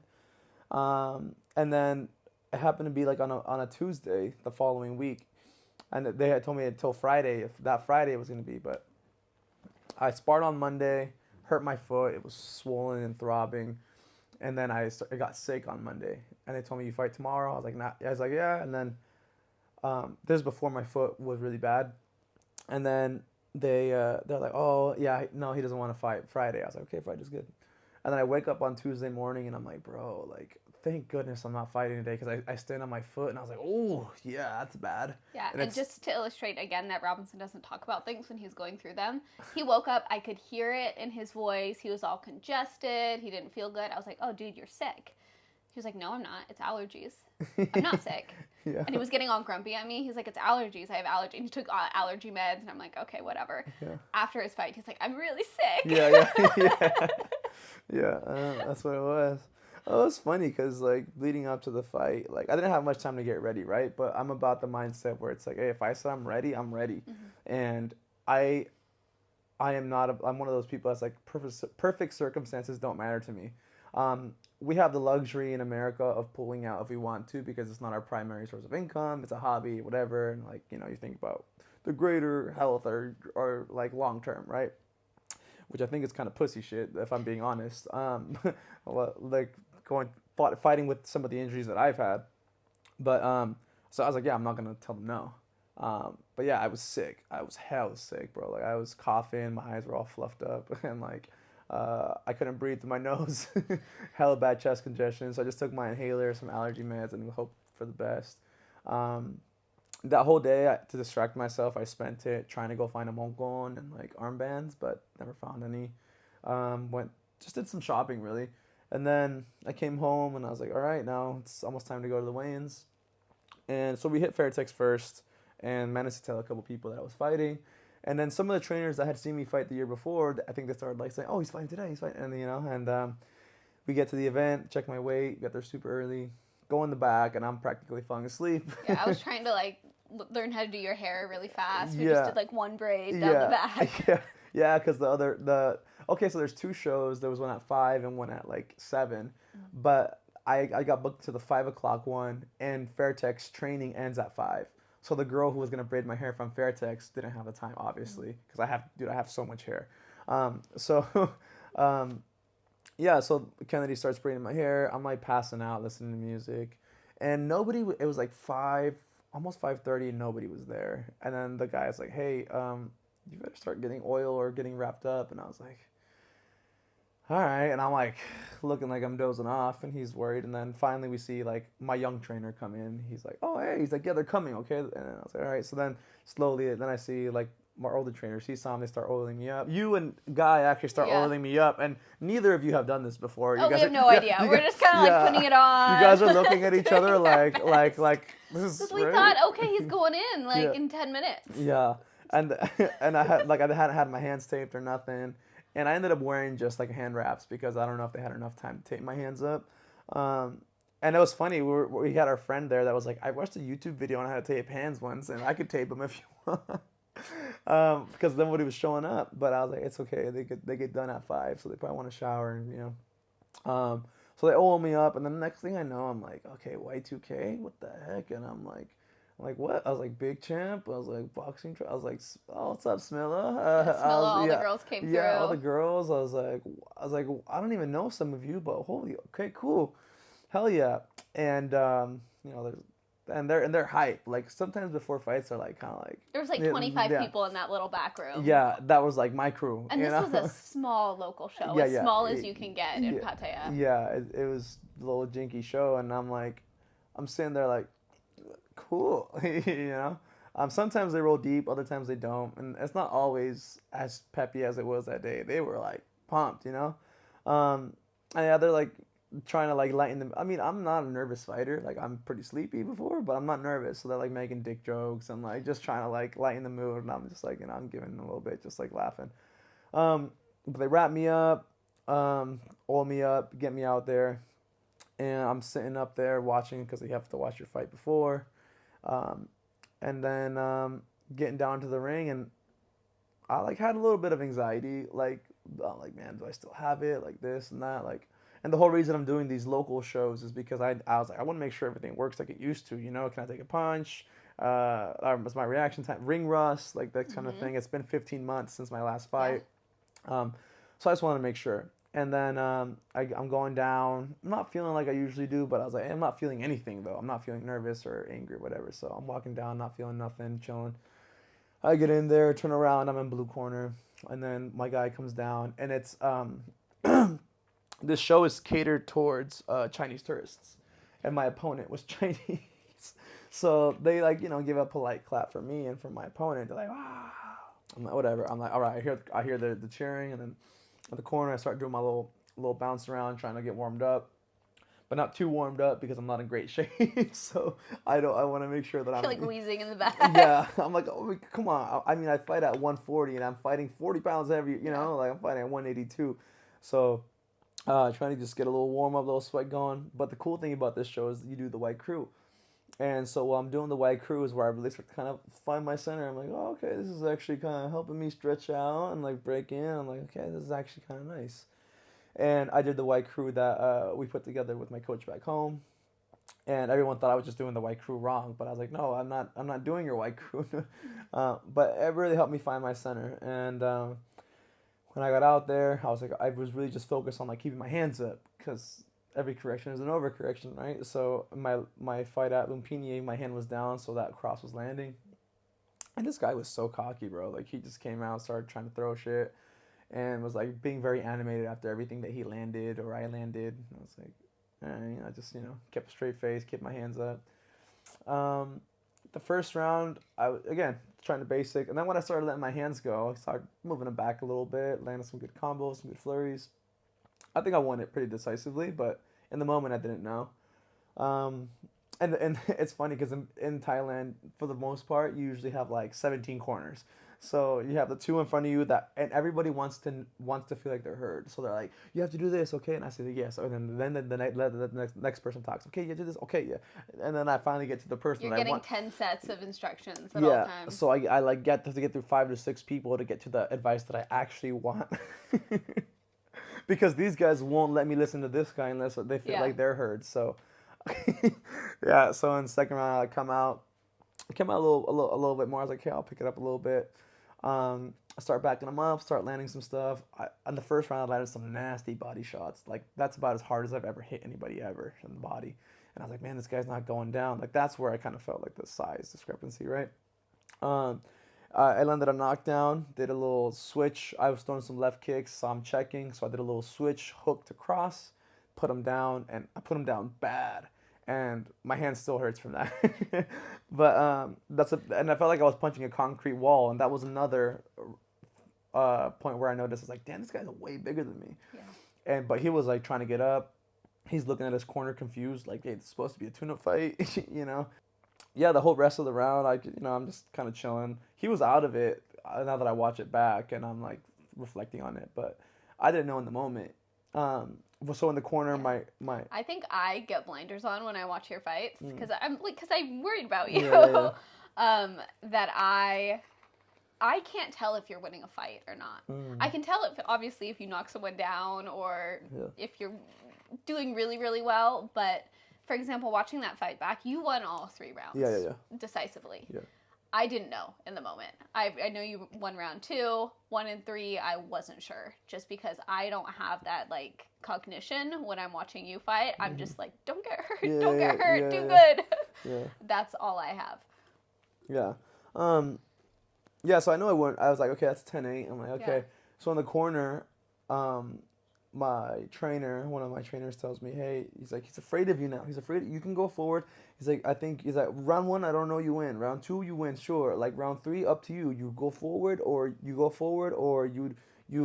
he did like a little dancing motion. Yeah. Like I can dance or you can go forward, up to you, you won, you know? I was like, okay. So I go out there in round 3 and I was like, okay, he's afraid of me. That's all I needed to know. And so I'm moving like this guy, like he's afraid of me, but I'm practicing basics that I don't usually have the opportunity to do if someone is my same level of fighter.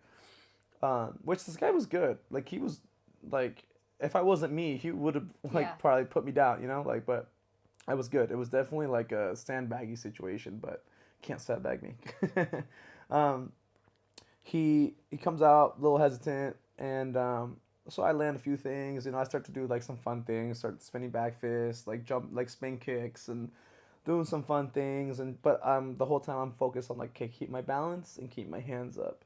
I usually have more of a bouncy style as well, but like I like to get in and out because I'm usually the shorter guy, and I was in this case, but. I was so tired that I couldn't. Yeah. I had like a little belly hanging over my shorts and stuff, like just like the old days.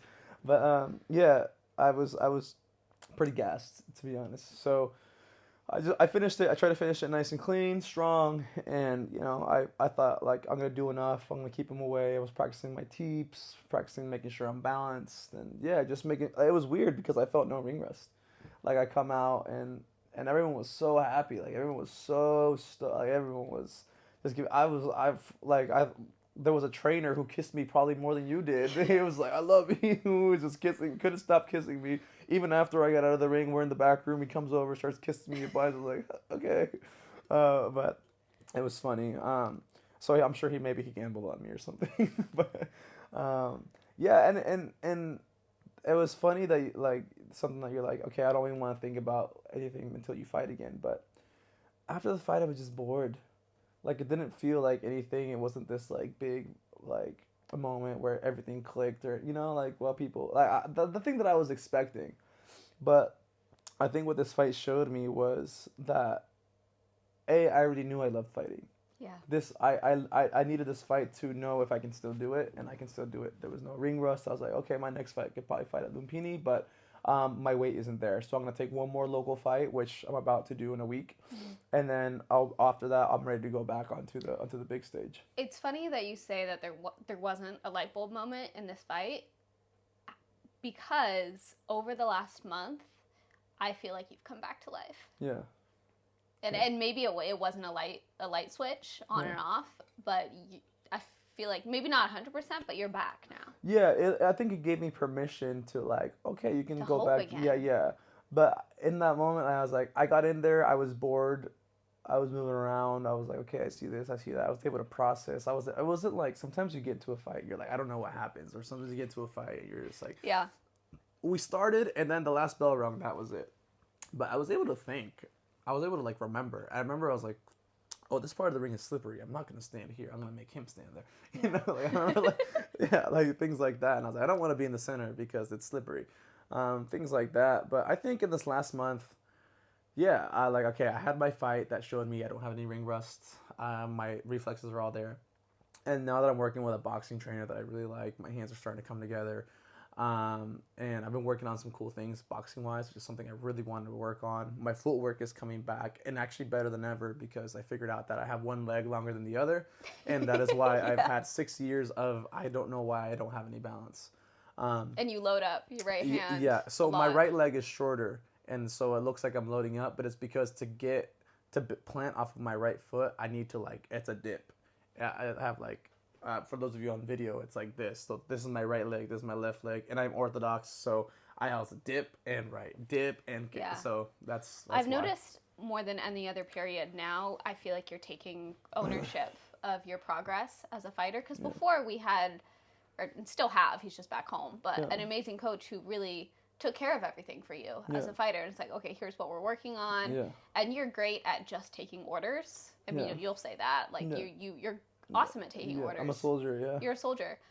Here, you have to decide what you're working on. Yeah. Sure, you'll have a boxing trainer help you on some rounds. You'll have people but you don't have one specific coach trying to train you and grow you. I think that's a hats off to coach too, because he's shown me what I need to work on. Okay, he's like, okay, you have the fight in you. We just need to tune you up technically. And I was able to figure out, he's been with me 5-6 years, right? Yeah. So now it's like, okay, we always have a project. I know what to do after a fight. What did I do right? What did I do wrong? What am I going to work on for the next one? Yeah. And then I figured that out, and then I'm taking that into account. So it's like, he trained me in a way that I can move autonomously. So I'm doing it because I have to, but I'm also it's because I've been trained well to do the thing from my coach. Mm-hmm. He gave me the recipe. I just have to follow it now. Yeah, and you are now. Yeah. I see you working on basic shit, like keeping your hands up and drilling things, and I really feel like you're trying to tune up your whole game right now. Yeah, and I think I'm also, figuring out my leg, one leg is longer. I'm fine, it's like, oh, that was a huge piece of the puzzle. I remember being so frustrated with coach. I don't know why my footwork is off. I'm working on all these footwork drills and doing this, doing that. And it's just because we didn't notice this before, that I have a longer leg. That's it. I should probably switch to southpaw soon, but other than that, it's exciting discoveries, and learning these intricate details about boxing and really learning the sweet science, and figuring out this puzzle of how I'm gonna fight with a longer leg than the other. Because there's people that are world champions. For example, Smilla Sundell, she has the same thing, and she's a world champion. So it's not like it's a debilitating thing where it's like, oh yeah, I can't fight because I have a long leg and one short leg. It's like, no, you can do great things. You just have to adjust. You have to figure out how to work around it. So I think it's a cool thing for me. Okay, I can work on that. It's a thing that's been eating me alive. Now I'm gonna be so balanced, and you guys are not gonna stand a chance. So yeah, I think I have that recipe of how to work on something, what I need to do. I have more or less how to structure a camp, how tired I should or shouldn't be. Even though sometimes I like to give myself a little bit more leeway that I am tired. Yeah. But yeah, I think I'm starting to know my body a little bit more, and I'm starting to trust my body more, because that was a big thing coming back into fighting, that I was like, oh, I'm tired, and I was like, oh, that means injury, so I should stop training for a week, and that was very hard. But now I'm like, okay, I'm just tired. If I go, I'll be able to get through the session without getting injured. Yeah. I just need to go and be tired. And dude, even when your feet were better, there was a month or two where we kept trying to get you back into training. But every 5 days of consistent training, you would get an injury that would put you out for 2 weeks. Yeah. And I don't mean oh, my shoulder doesn't feel good. It was you would rip a calf muscle. You would hear a pop. You went to warm up one time and were jump roping and heard a pop. Yeah. That sucked. And tore a tendon or something. Injuries like that would happen after every week of consistent training. Yeah. So it really felt like one step forward, 2 steps back. Yeah. It was incredibly frustrating, but I think it also fed into the fact that you were still out of shape. You hadn't trained all of your muscles to be working in perfect condition, and some were trained more than others. So going back to training, you kept on re-injuring yourself. Yeah, and it's just I had to rebuild the strength just to be able to sustain a schedule, right? Just to be able to sustain, and not fair to train hard. It's a work zone, right? Yeah. So love it there, but it is a work zone. You're going and it's 5-minute rounds. You do 5-minute rounds. That's just the baseline. When you have a fight, you do more. Then you add 2 rounds of boxing on top of that, and then you do your bag work, clinching. It's a lot.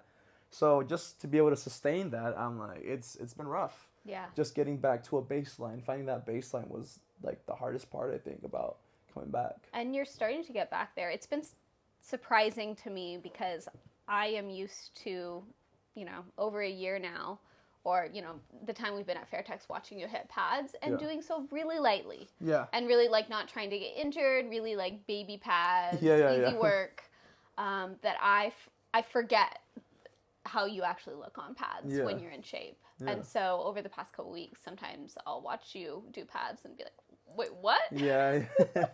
Like, I forget how you looked on pads before. Yeah. And I watch videos and I'm like, what the heck, before. And now in comparison, I'm like, bro, I'm way better now, right? And I think I've really been like, in one area that I've really been working on, just because it requires balance in my hands. Like, I want to knock more people out.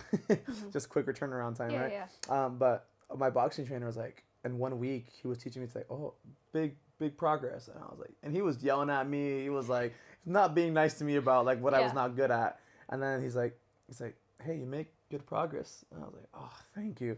And now like we're starting to do more combos. We're starting to get more power. He's like, okay. He's like sometimes he holds, and he's not someone that like just gives you things where it's like, oh yeah, power. It's like I hit him sometimes and he's like, and he like holding his like snapping his hand like, dang dude, like like that's, but it's like, no, it's good, it's just fuck it, you have some power.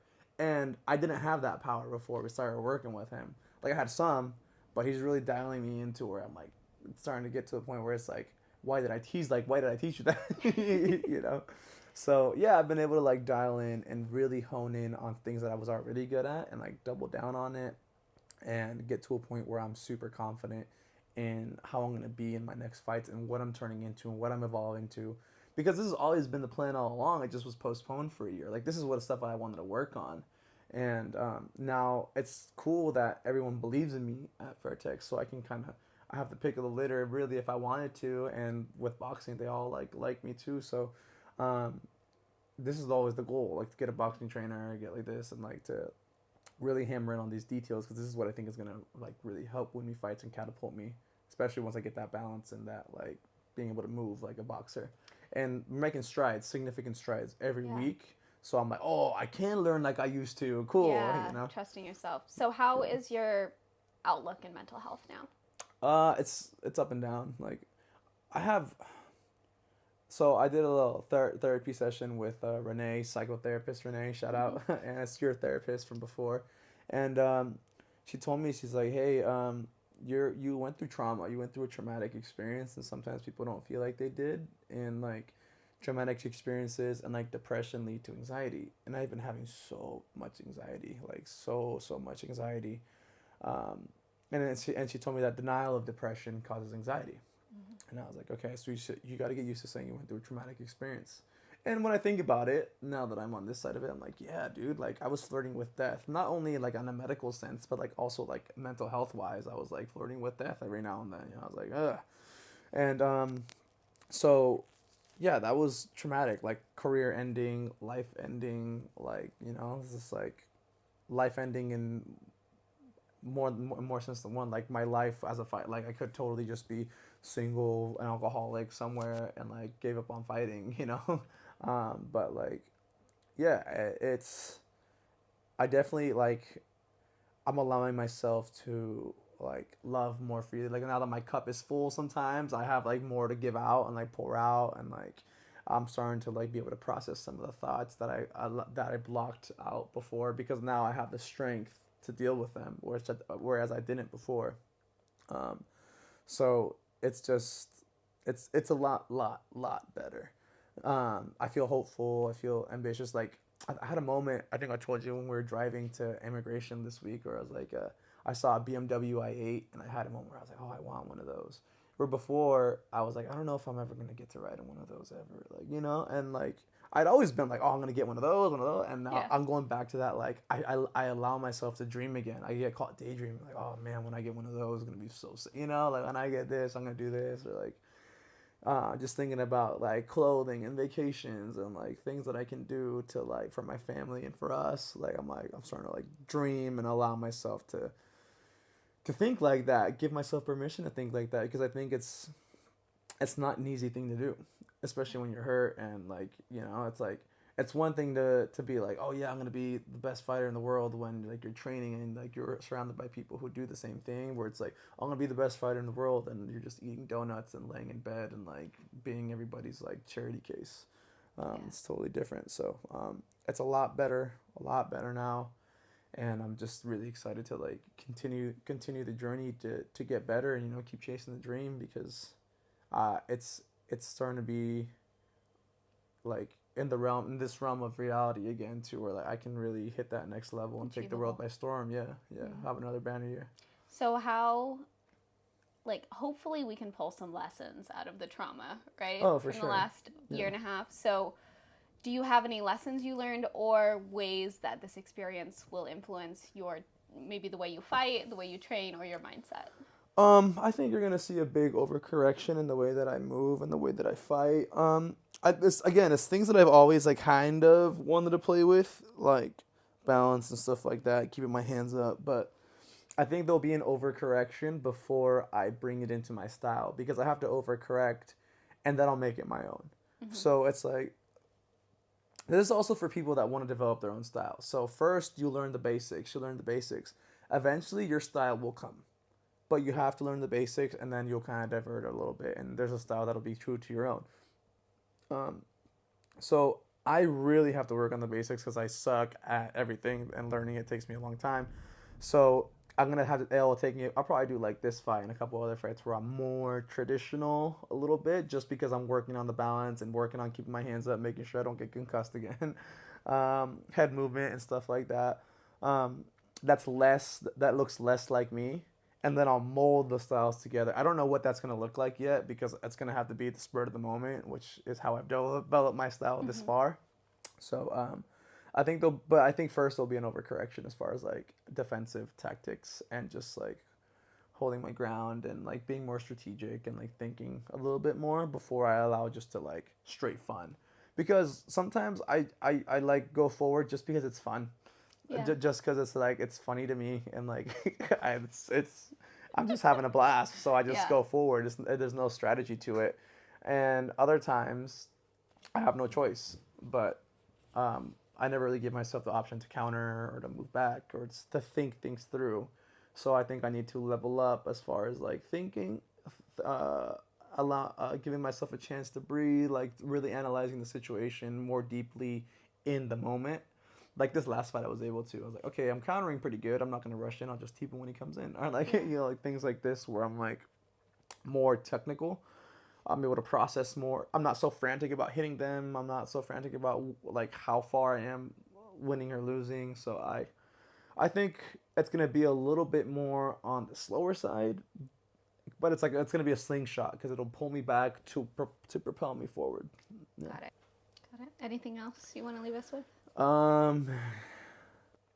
Yeah, I mean, it's gonna be exciting. I'm excited to get back to fighting and like show everyone, because we built up this amazing social media following in the community online. Right after you won TV fight. Yeah, right after I got injured. So it's gonna be fun to actually have people see my career, see people fight, and get excited, and like, buy into the pay-per-views, and like buy merch, and like I'm excited to like release merch again. I'm feeling inspired, and like, just so everybody knows, like, I'm definitely coming back to myself. It's a slower process than I would have liked, and I know that those that enjoy my content would like, but I'm definitely feeling more like myself, and like, yeah, the fighter that you guys never got to see is coming back, and I'm super, super stoked about it, man, and I'm excited for everyone to come along for the ride. Yeah. Awesome. Well, thank you so much, Robbinson, for coming onto the podcast. Onto Who's Who with Robbinson Galvez. Who's Who podcast. Where can people find you? People can find me at Robbinson Who on all social media platforms. All right, and how can they support you and your work and your career? How can they support me? Oh, you guys can subscribe, like, comment. Or you guys can go up onto my store and buy. Is my store up right now? I don't know. It might be. If it's up, he has t-shirts Yeah, for yeah, sale. yeah. I If need it's to check up, on that. we got the. And if you want to buy a t-shirt and the shop's not up, just DM him. Yeah, and we'll yeah. get you set up. Yeah, get a t-shirt. Got the book online too. If you don't, if my store is down, just DM me. I'll get you the how to become a fighter from nothing, to the highest levels t-shirt. But other than that, yeah, just support the content. Like, share, subscribe, comment, do all the things to help the engagement, to help the page grow. Yeah. All right, that has been another episode of the Who's Who podcast. Please make sure to subscribe, like, share, comment, all of the normal things. And we'll see you on the next one with Robinson as your host. Later.